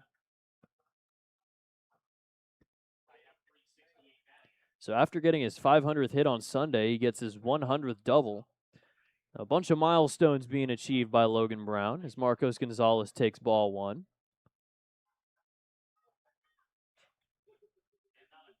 Gonzalez does have 1 of the 5 hits. Hit a single in the 4th. Otters trying to get on the board here, avoid getting shut out. They've only been shut out once, that 12-0 loss against Florence. Even with all of the 7-inning games the Otters have played, they've still only been shut out that one time. 1-1. There's a ground ball over to short. Sawyer Smith throw on to first is in time, and that is now 6 scoreless innings for Ben Gregory as he continues to increase that season high in innings pitched without giving up a run. As we head to the bottom half of the 6th inning, it is 11-0 Gateway on the Otters Digital Network.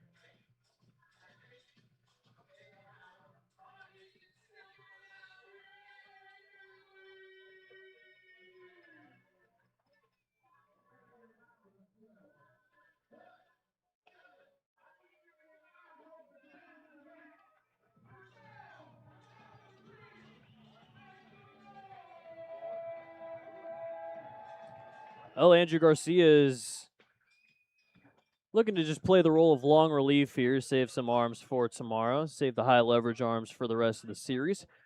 The Otters are trying to avoid losing their third straight series opener, but it's 11-0, so it's going to be a tall task for sure. Scoreless fifth though for Garcia after giving up the single to Jose Alvarez. A couple of outs there. So it'll be Brennan Orff, Darrell Lee, Mitchell Sanford, three straight lefties to face off against Garcia in his now third inning of work. First pitch is swung on and missed for strike one. Orff, mentioned he was a draft pick from the Blue Jays, was released though on June 9th, so just a month ago, not even a month ago, by the Vancouver Canadians. Vancouver is the high A affiliate of Toronto. 2026 season, he did play a good amount of games before getting released. 33 of them this year before getting released. He hit 216, 22 for 102. The thing is, he was actually off to a very hot start in June. He was hitting 450 before getting released, including a double in 4 straight games from June 3rd to June 6th. As that'll miss low for ball 3. It's 3-1 here to Orff.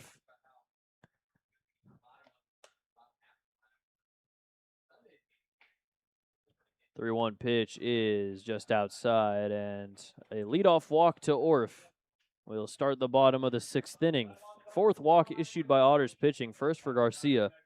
And the leadoff man reaches for Gateway as they try to extend that lead even further.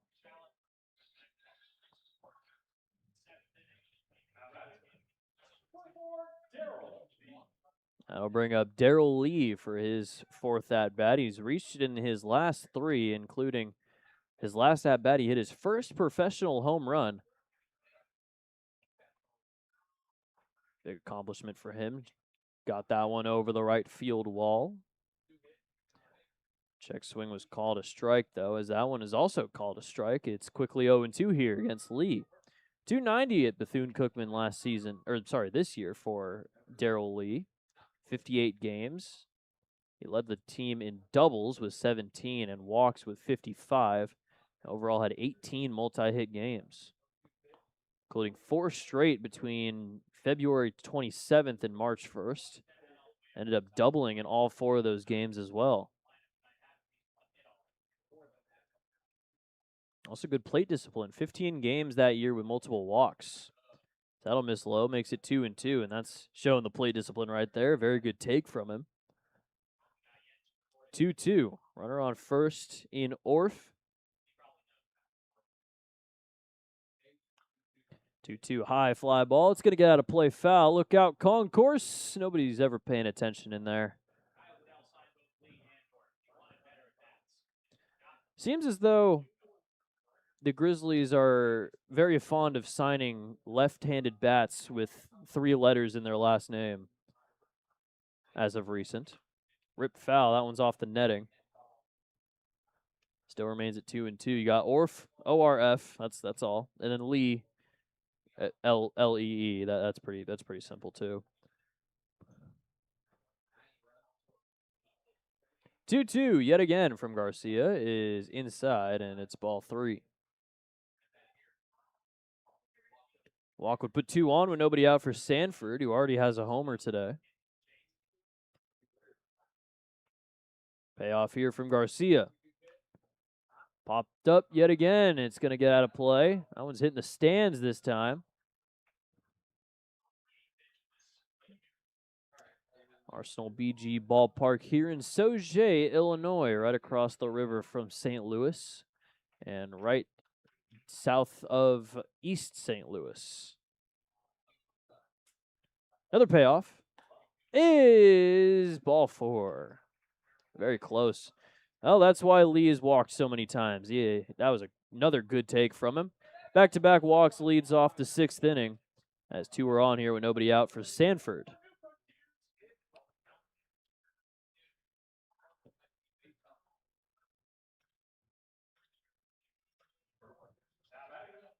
Sanford up, 2 on, nobody out as Gateway is trying to extend the lead even further, even though it is already 11, guys. Come on, let's not get too greedy.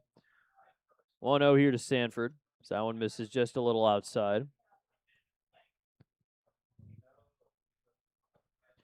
Sanford, 25 years old, from Berwick, Louisiana. First season with Gateway after spending last year not only with Ole Miss but also in the American Association with the Milwaukee Milkmen.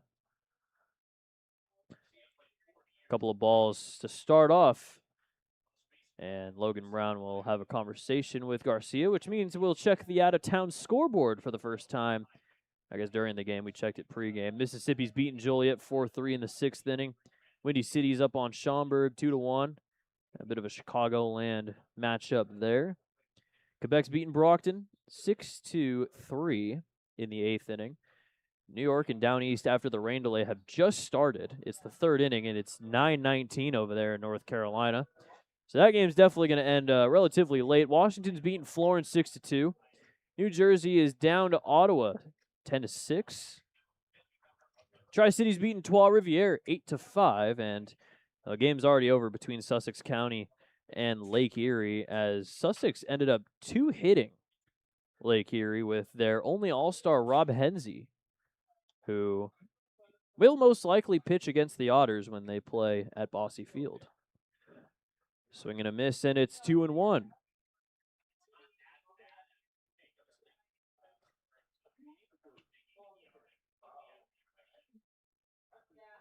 Sanford has a walk, a hit by pitch, and a homer. He's driven in 3 runs.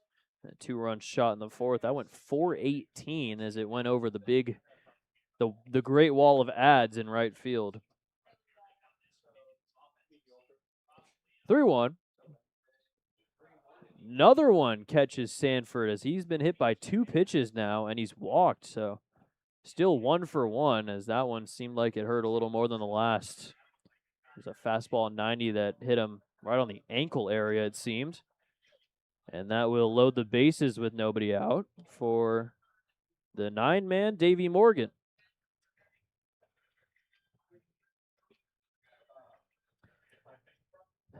Now we'll see who's warming next in the bullpen for the Otters.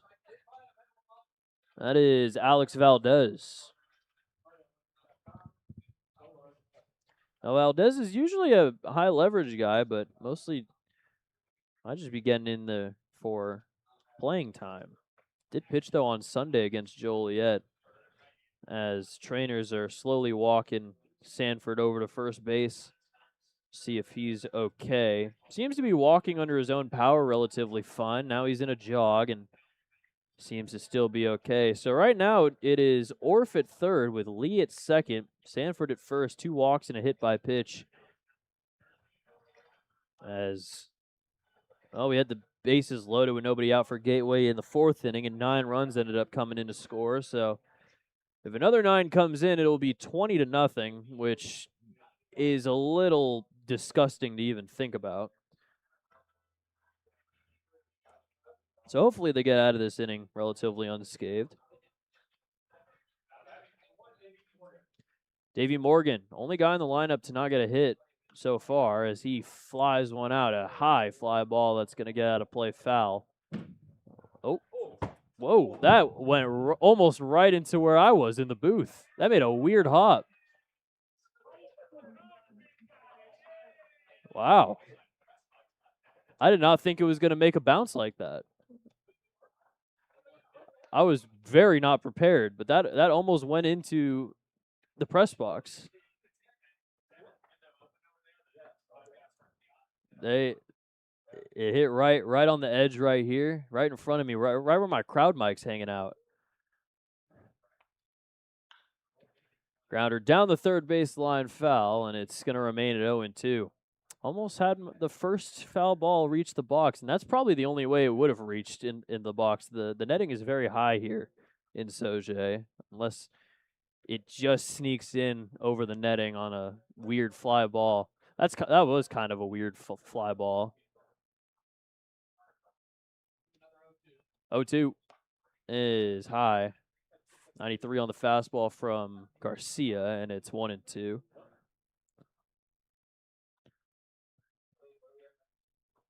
Bases loaded, nobody out here in the 6th inning. 11-0 Gateway, looking to extend the lead. Another grounder down the third base line, and oh, look at that.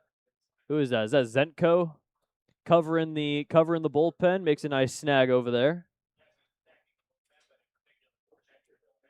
It's two lefties, and it's not Ekis, so I think it's Zenko.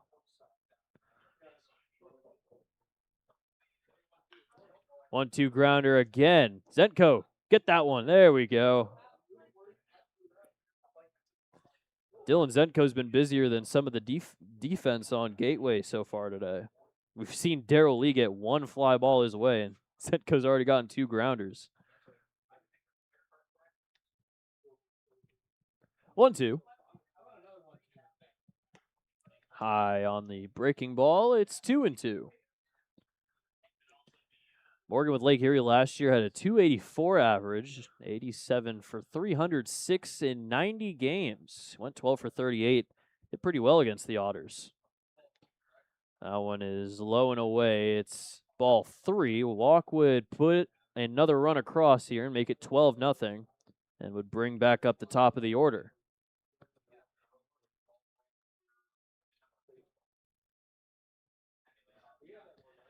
Payoff pitch here from Garcia is low for ball 4, and 3 walks and a hit by pitch have brought a run across. That makes it 12-0 Gateway, as that is looking to be the day for Andrew Garcia. So Alex Valdez will come into the game here. 12 runs on 13 hits with 1 error, and now 6 walks issued by Otters pitching.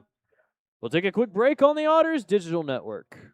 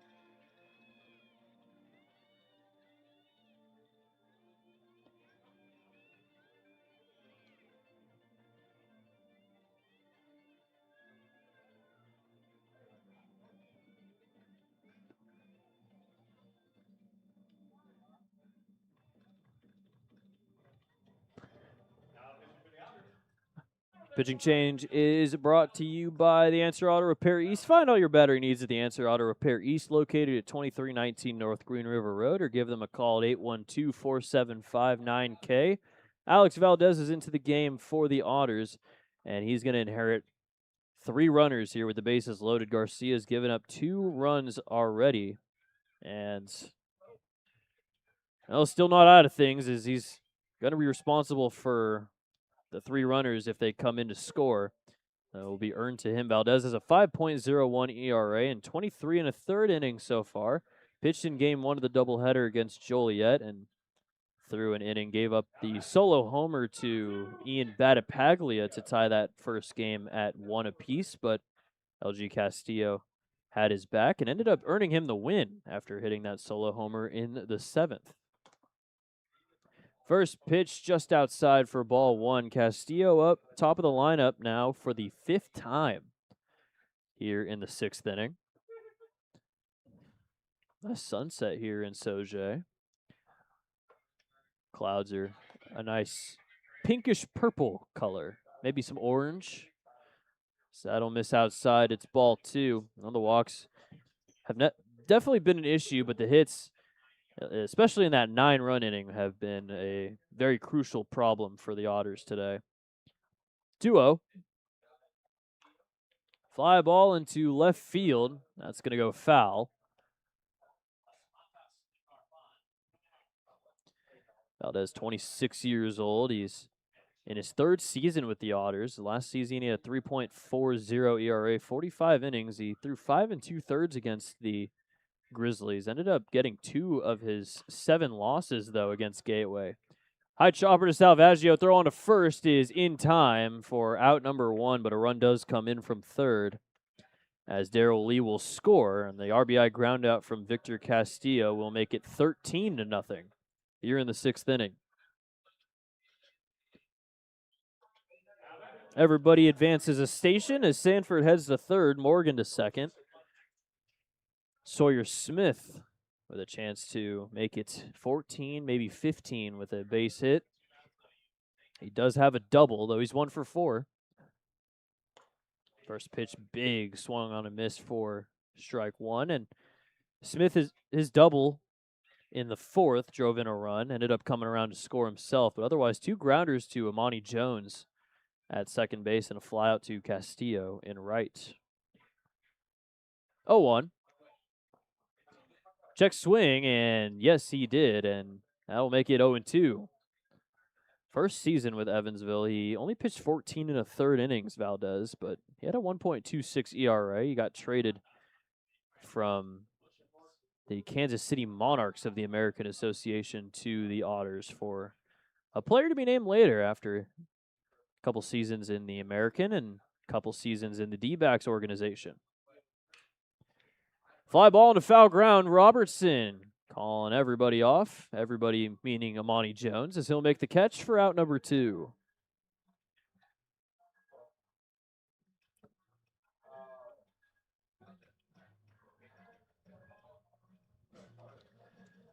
Jose Alvarez, he's 2 for 4 so far today. He's reached 3 times in total. A guy who hits for average. Runners on second and third. Sanford over at third with Morgan at second. Both of them reached on the free pass by Garcia. Garcia ended up walking 3 and hitting Sanford with a pitch on what would have been ball 4 to start the inning. 1-0 from Valdez. Grounder over to second base. It's bobbled by Jones. It's going to get into shallow right field, and everyone's safe as a run comes in from third. That'll make it 14-0. And that will most likely get called an error, at least in my professional opinion. Well, of course, I'm not the one that's scoring, so it will be called a base hit as Alvarez is now 3 for 5. That one bringing in a run, and it's 14-0. 9 in the 4th, 3 here in the 6th. Major blowout territory here as heading to third was Morgan. First pitch is swung on and missed for Bryson Horn. Makes it 0-1. Horn hit a single in the 4th inning. He's 1 for 4 as well, though. Morgan at third. Alvarez on first. So that will miss low, and it's 1-1. Alvarez, 15 multi-hit games now, and he has a hit in 32 of 37 games. Crazy statistics from Alvarez, and he's heading to Florence next week. Grounder to second, Amani Jones will throw it to first in time for out number 3. 3 more runs come in the bottom of the 6th inning. And Gateway is beating the heck out of Evansville. It's 14-0 as we head to the 7th on the Otters Digital Network.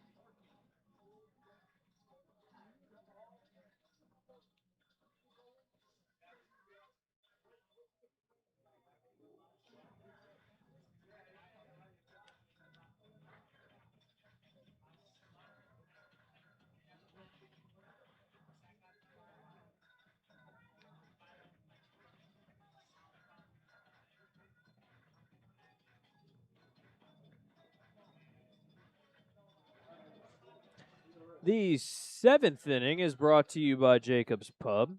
Jacob's Pub is proud to support the Evansville Otters in the Jacobsville neighborhood. Be sure to check out First Fridays at 607 North Main Street in Evansville, Indiana.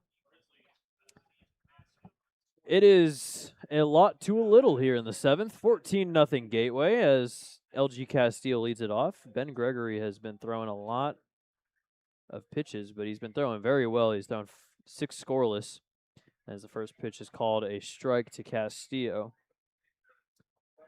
Castillo 0 for 2. He has 2 groundouts, 1 to short, 1 a 5-4-3 double play. As Gregory looks to throw a full 7. 1-1 as that one misses a little low.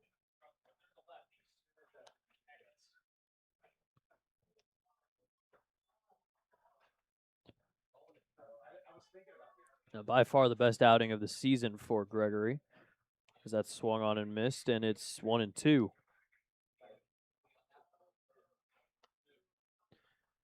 So Andrew Garcia finishes his outing 1 2/3 innings, 2 hits, 4 earned runs, 3 walks, and a strikeout.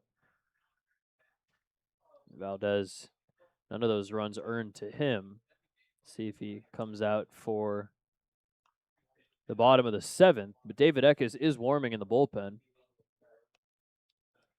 So that one's fouled away. It'll remain at 1-2.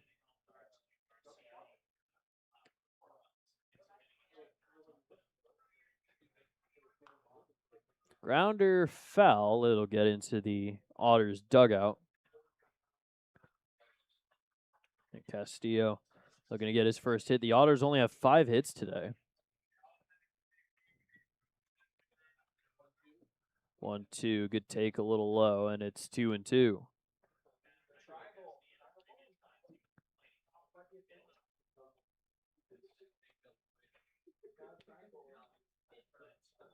Most runs that the Grizzlies have scored in a game is 16. That was against Joliet back on May 29th. They have scored 10 runs in an inning, though, before. That was in June 17th against the Brockton Rocks. They had 12 hits in that inning as well. That was the 2nd inning against Brockton.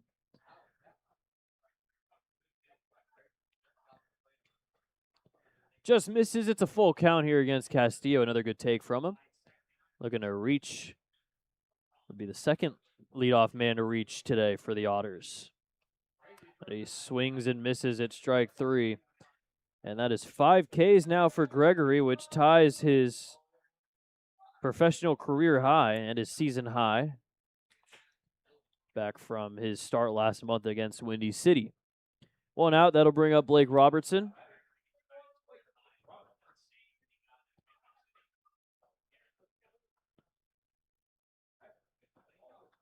First pitch is a little low. Robertson is 0 for 2, has a grounder to second, a fly out to right field.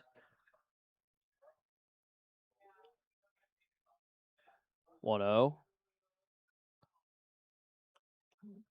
A little inside.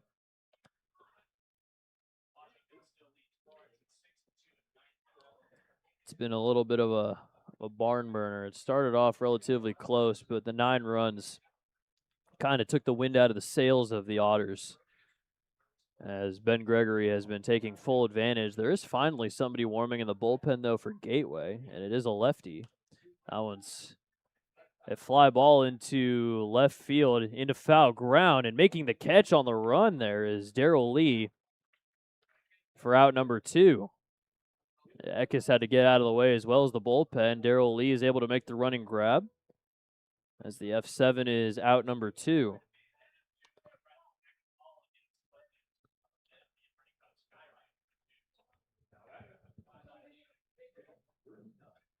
JJ Cruz up.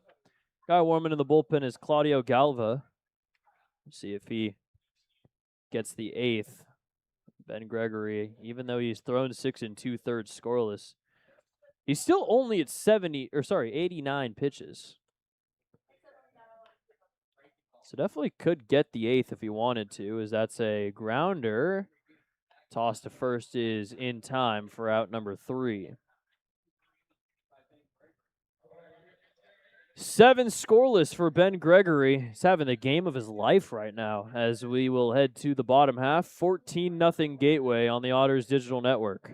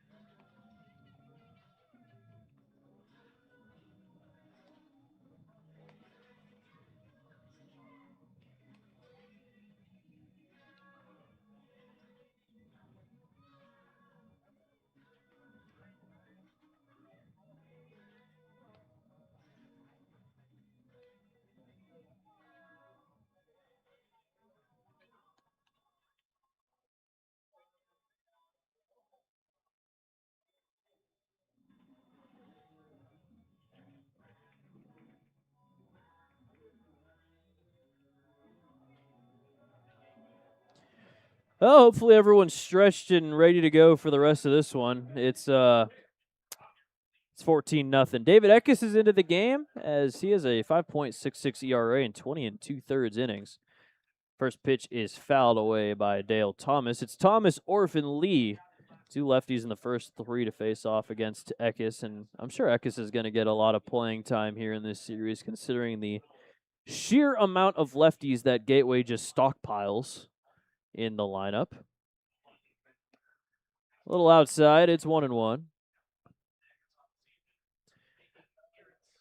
Eckes was off to a very good start. Had a 1 bad outing, inflated his ERA, then got his ERA back down under 3, but then had another bad outing. That was against Washington, 1 2/3, 6 hits, 6 earned, and his ERA is back up at 5.66. But did throw 2 scoreless on the second against Washington. That was his last outing.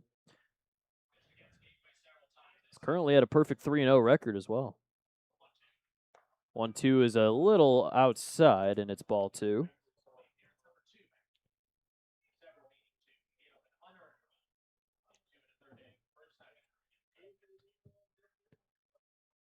Two.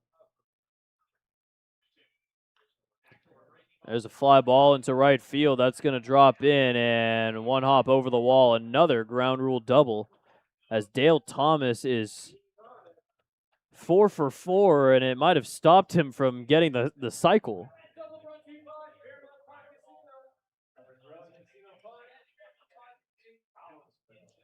That ball hops over the wall. Thomas was definitely thinking 3 because before he even realized it was a double, he was rounding second. Definitely not the happiest, but I mean, how disappointed can you be when you go, oh, I missed the triple. I'm still 4 for 4 though. You're 4 for 5. You can't really be too upset about it. A little low. It's 1-0 here to Orf.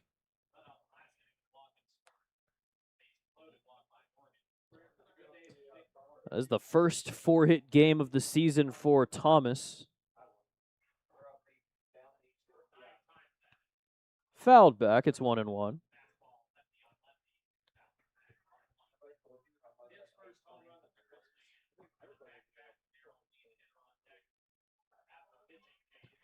Orf is currently 2 for 3. Also has a walk, 3 runs driven in, a 3-run homer, which was his first as a Grizzly, as that will get past Logan Brown. And taking third is Thomas.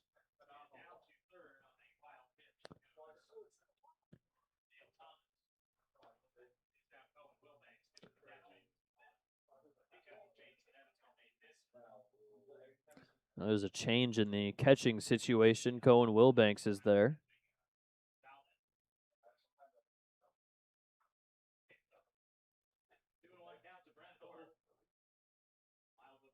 So Wilbanks is doing the catching now here in the 7th inning. Logan Brown is out of the game. So that one is a little inside for ball 3.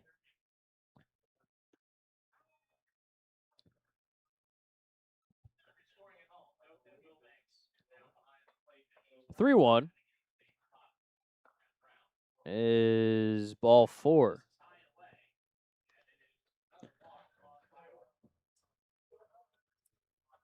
So the walk will put runners at the corners with nobody out for Darrell Lee.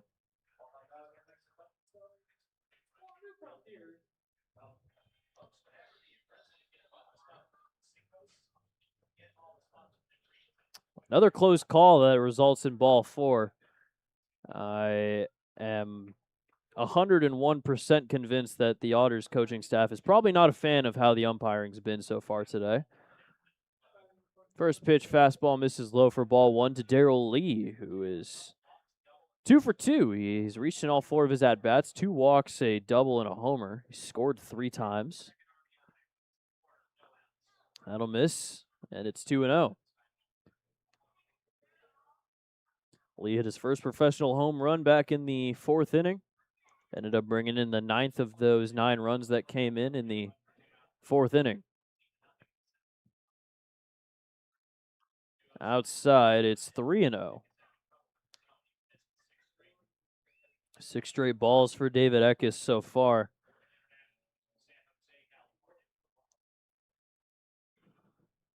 3-0 here. Is right down the middle for strike 1. 7 walks for Otters pitching. All of them have come to the bottom 4 guys in the order for Gateway. 3-1. That is called strike 2, lower half of the zone. Eck has a couple of strikes here, trying to stop the bases from getting reloaded. Otters. That one's inside, and that is ball 4. So now 8 walks issued by Otters pitching, and it will load the bases with nobody out for the 3rd time today. As Mitchell Sanford will come up yet again. He's reached in all 4 of his at-bats, a couple in very painful ways. He's gotten hit by a pitch in his last 2 at-bats. He's scored twice, driven in 3 runs. Everybody finding ways to get on, but Sanford's was a little bit more of a painful one than the others. Does have a 2-run homer, though. That's his only hit. He's 1 for 1 because of the 3 free passes. First pitch from Eckes is called a strike, lower half of the zone yet again. 93 that time on the fastball.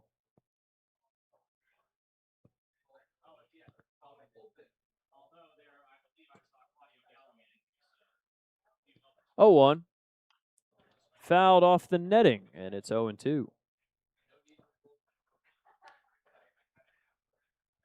14 runs, 15 hits, and now they're knocking at the door if anything more. This is already the biggest deficit the Otters have faced all season. And not looking like it's going to get any better anytime soon. That one will get past Wilbanks, and coming home is Dale Thomas. He'll score. And that is out number 1, but run number 15.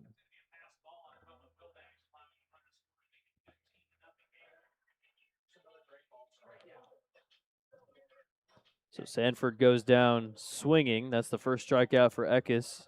The 4th for Otters pitching, and the first out in the bottom of the 7th inning.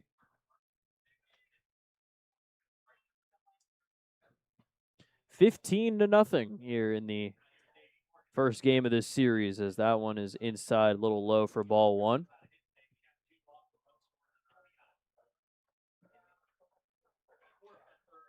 Would like to take you back to the Washington series. Lost 23-10 and won the next 2 games. So see how we perform tomorrow. In day games, the Otters are 6-5. They have not played that many day games, especially I don't think we've played a game at 10:45. We have not played a game this early, which is it's going to be a little odd. Grounder over to third. Throw on to first is in time for out number 2, and another run comes in from third as Orf scores. And Morgan brings in a run on the 5-3 grounder. It's 16-0.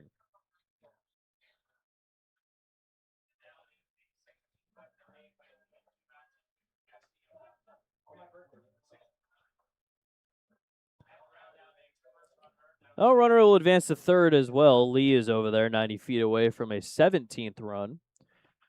As back to the top of the lineup, Victor Castillo will take outside for ball 1.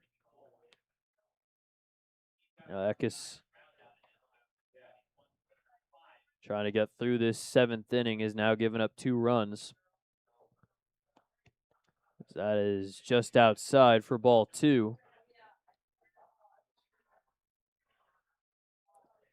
1 in the second, 1 in the third, 9 in the fourth, 3 in the sixth, 2 in the 7th. That's how all 16 have come across here.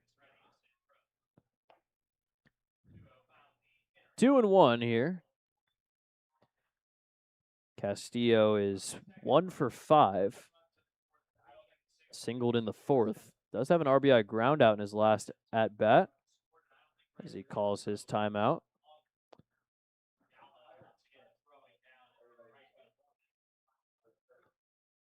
Now, this has been sort of the perfect game for Gateway. You score 16 and your starter goes 7 scoreless. Not really much more you could want if you're Gateway here in this first game. On the Otters side, this is definitely a game. This is definitely one of the 102 games we play. 2-2. Swing and a miss for strike 3. As striking out is Castillo. Second K in the inning for Eckes, but 2 more runs come in. As the Otters are now down by 16 as we enter the 8th on the Otters digital network.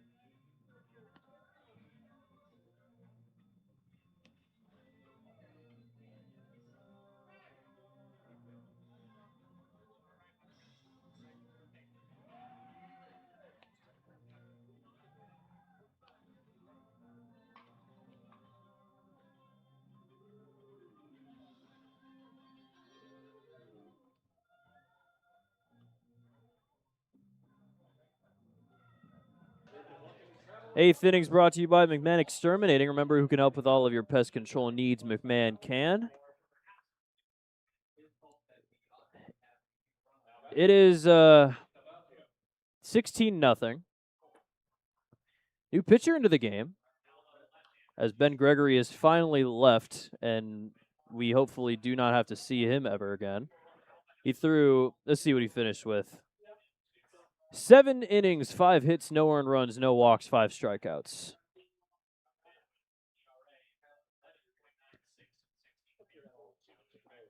0-1 is outside for ball 1 to Salvaggio, who leads off. The new pitcher is Claudio Galva, who has an 11.96 ERA in 26 1/3 innings. Gives up a lot of hits, 53 of them. A little low, it's 2-1. Gave up 5 hits, 1 earned run in 2 innings on the 4th of July against Quebec.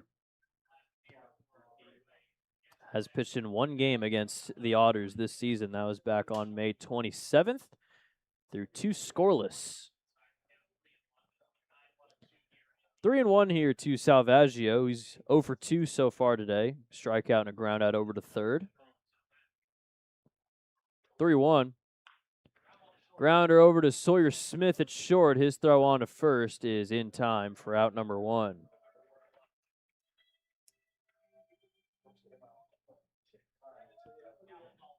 I think at this point it's just don't get shut out territory for the Otters.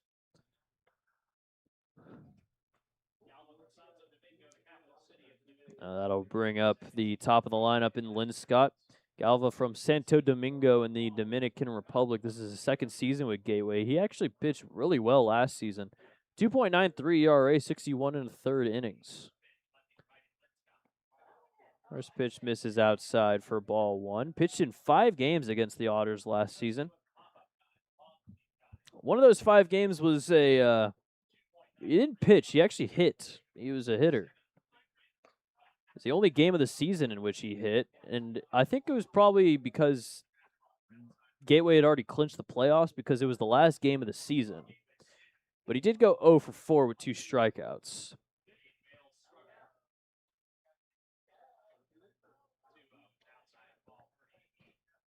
That's outside for ball 3. Linscott in a 3-0 count here. He's 1 for 3 so far today.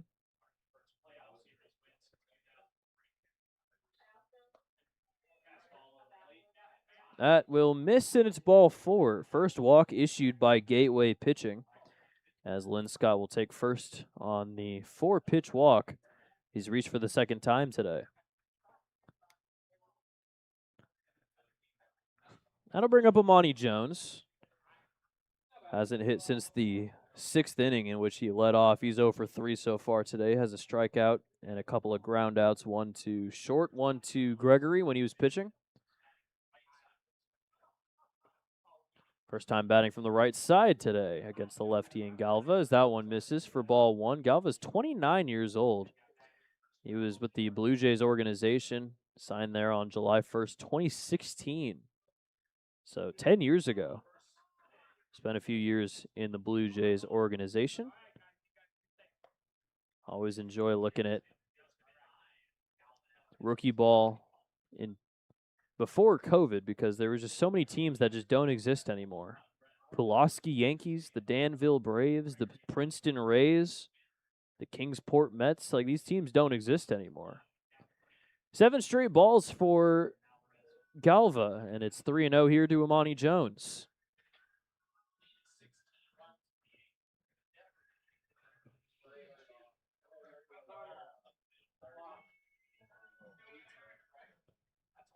Galva was with the Blue Jays organization, 3.1 ERA in 156 2/3 innings. Ended up getting released, signed with the Orioles, but then 2020 got canned, so he got released by them on May 20th. And didn't really play baseball for a long time. He didn't play baseball between 2019 and 2025 when he signed with Gateway, but then kind of found a diamond in the rough as he had an ERA under 3. Pitched 5 scoreless in the first wild card game against Washington, then pitched a inning and a third, 1 run, 3 hits, 2 walks against Schaumburg in the second round against the Boomers, but the Boomers ended up winning that series as that one's ball 4. Back-to-back 4-pitch walks for Galva as Linscott will take second. Amani Jones over to first, and that'll bring up Dennis Pierce 2 on with 1 out here in the 8th.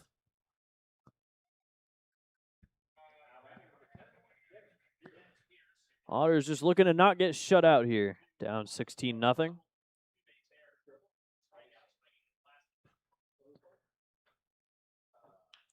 First pitch, grounder over to short. Smith will throw to second for 1, on to first for 2, and it's another double play grounded into by the Otters. And that will end the 8th inning. Now we'll head to the bottom of the 8th. Still 16-0. As Take a break here on the Otters Digital Network.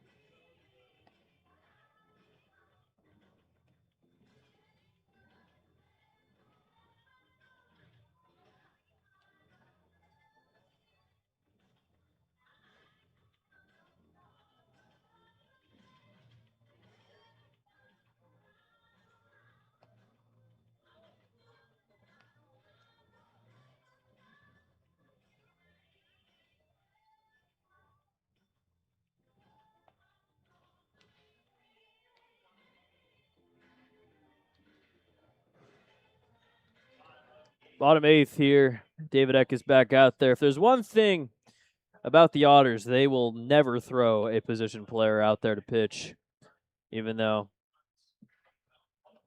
bias. I'm going to be biased. I want to see a position player pitch. I think it would be really fun. Maybe we'll see one in the top of the ninth. But David Eck is still out there for another inning, as it will be Sawyer Smith, Jose Alvarez, Bryson Horn, the top three leading off.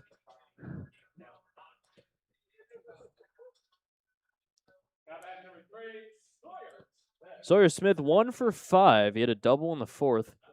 Brought in a run, ended up coming around to score, but 2 groundouts and 2 flyouts have made up his 1 for 5 day. He pops that one up, but it's going to go foul. Right on top of the box. Foul ball brought to you by Hes Construction. Choose the best, never regret it. I think it's safe to say that the Otters are dropping to 31-19. As that one is inside, and it will hit Sawyer Smith. Another hit by pitch by Otters pitching.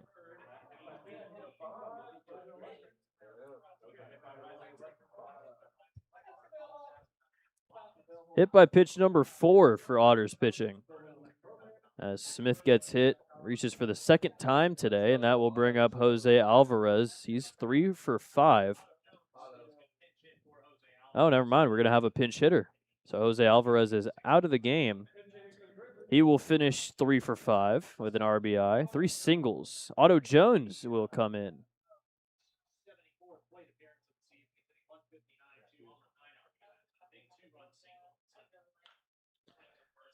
Flies one away. It's going to go foul. Otto Jones is now in his 19th game. He's hitting 159, 10 for 63. 24-year-old from Arvada, Colorado. Sorry, 25-year-old from Arvada, Colorado. Check swing did go around. 0-2. Against the Otters this season, he's 1 for 9 with 2 strikeouts. Has multiple strikeouts in 6 of his 18 games.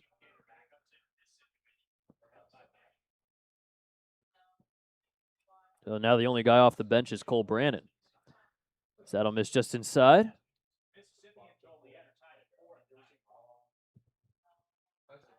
Arvada, Colorado, a little suburb of Denver. Played with Washburn for all 5 of his collegiate seasons before advancing from the Pecos League to the Pioneer League to the Frontier League. So he's kind of just been moving up and up and up. Pecos League, he was with the Bakersfield Train Robbers, which is, again, fantastic name, but is the Pecos League, so we're not really messing with the Pecos League. 1-2. Swing and a miss for strike 3. Third K for Eckes. And that's out number 1 in the bottom of the 8th.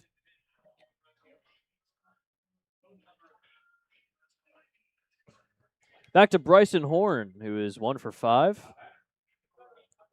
Runner on first in Sawyer Smith. He has the team lead in stolen bases, 22 for 24, but I guess not really a need to steal a base when you're up 16 runs.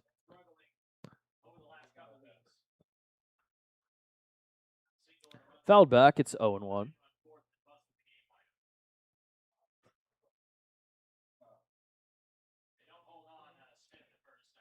0-1 pitch.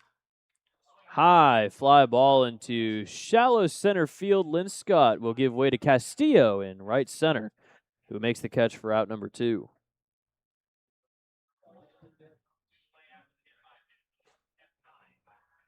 Nobody warming in the bullpen for Gateway, so Galva might possibly just get the 9th. Honestly, probably pretty good for the Otters to only throw 4 arms today, considering the offense that the Grizzlies have put up here.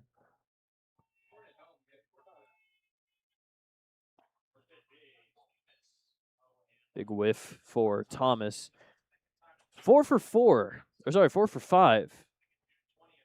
Could be the first Grizzly with a 5-hit game this season. The Otters have 2 guys with 5-hit games this year, Dennis Pearson and John Ponder.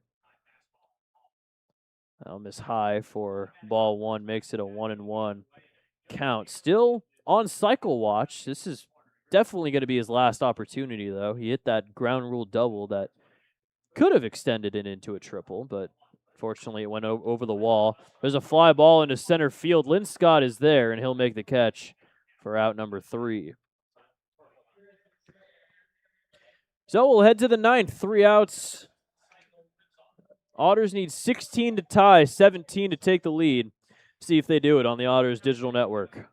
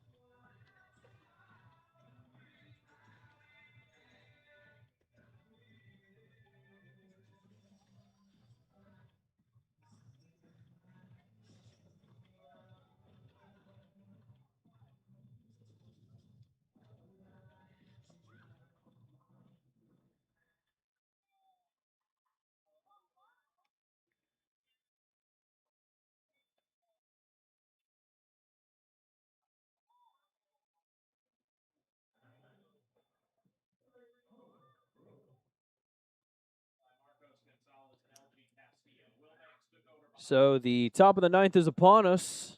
Claudio Galva back out there for another inning, and he'll face off against Cohen Wilbanks, who came in as a defensive replacement for Logan Brown. He'll take ball 1.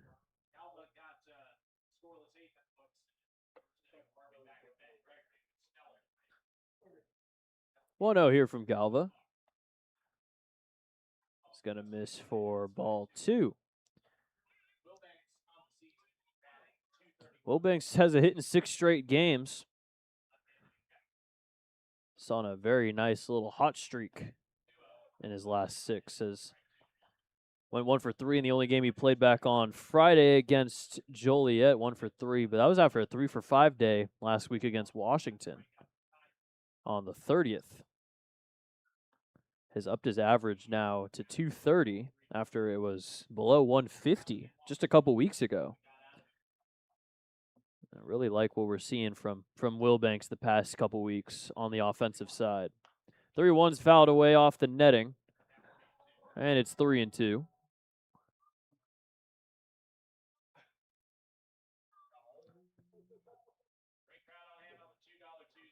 Only 2 lefties in the bullpen for Gateway, Galva and Eli Cartwright.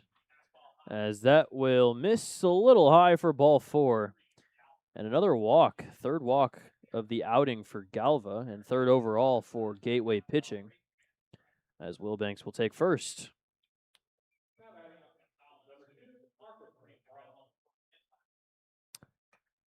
Otters have grounded into 2 double plays already today. They grounded into a lot of double plays against Gateway in the last series. The Gateway does have the most double plays turned this season in the Frontier League, first in that category by a decent margin as well.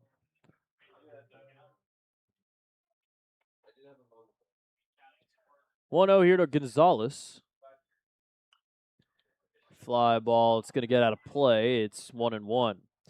Marcos has a single in the 4th, but otherwise 2 groundouts to Sawyer Smith at short. Sawyer Smith has had a lot of grounders hit to him today.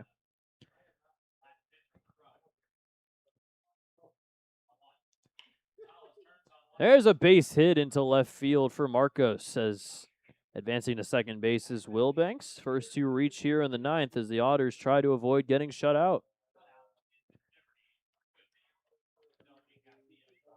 I'll bring up LG Castillo. 9 grounders to short for the Otters today. That's why we've barely seen any of Darrell Lee out in left field, because there's just been so many grounders. Did just see him get that single, though, in left. First pitch to LG. A little outside for ball 1. The Otters avoid getting shut out here. You can at least come out with something, some sort of positive in this game, in which there aren't many positives. A positive we can spin, though, is, as we mentioned before, the last 2 series, they have lost the first game and they've won the next 2. So tomorrow is a new day, and a early one at that, because we're starting at 10:45. 3-0 to LG. Castillo for 3, a couple groundouts and a strikeout, swinging to start the 7th. Blake Robertson on deck. 3-0 pitch is called a strike.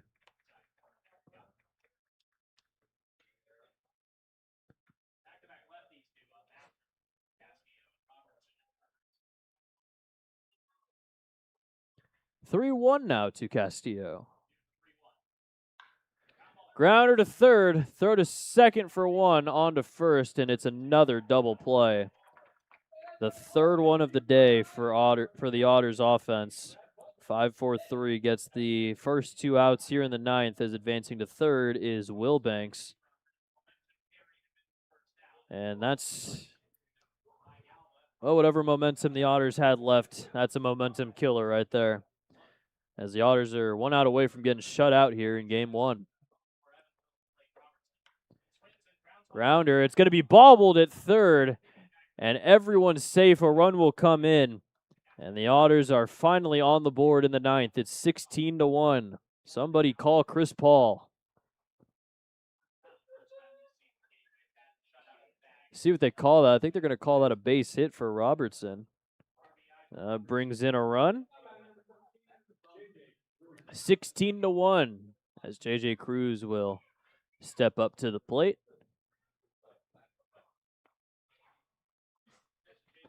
Called a strike. It's 0-1.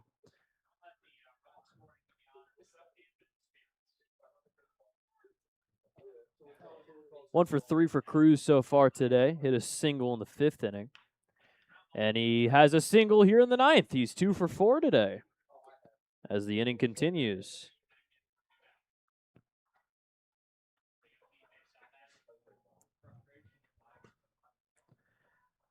Bottom of the lineup now, TJ Salvaggio up for the 4th time. He was the first one to face off against Galva in the 8th, now up here in the 9th.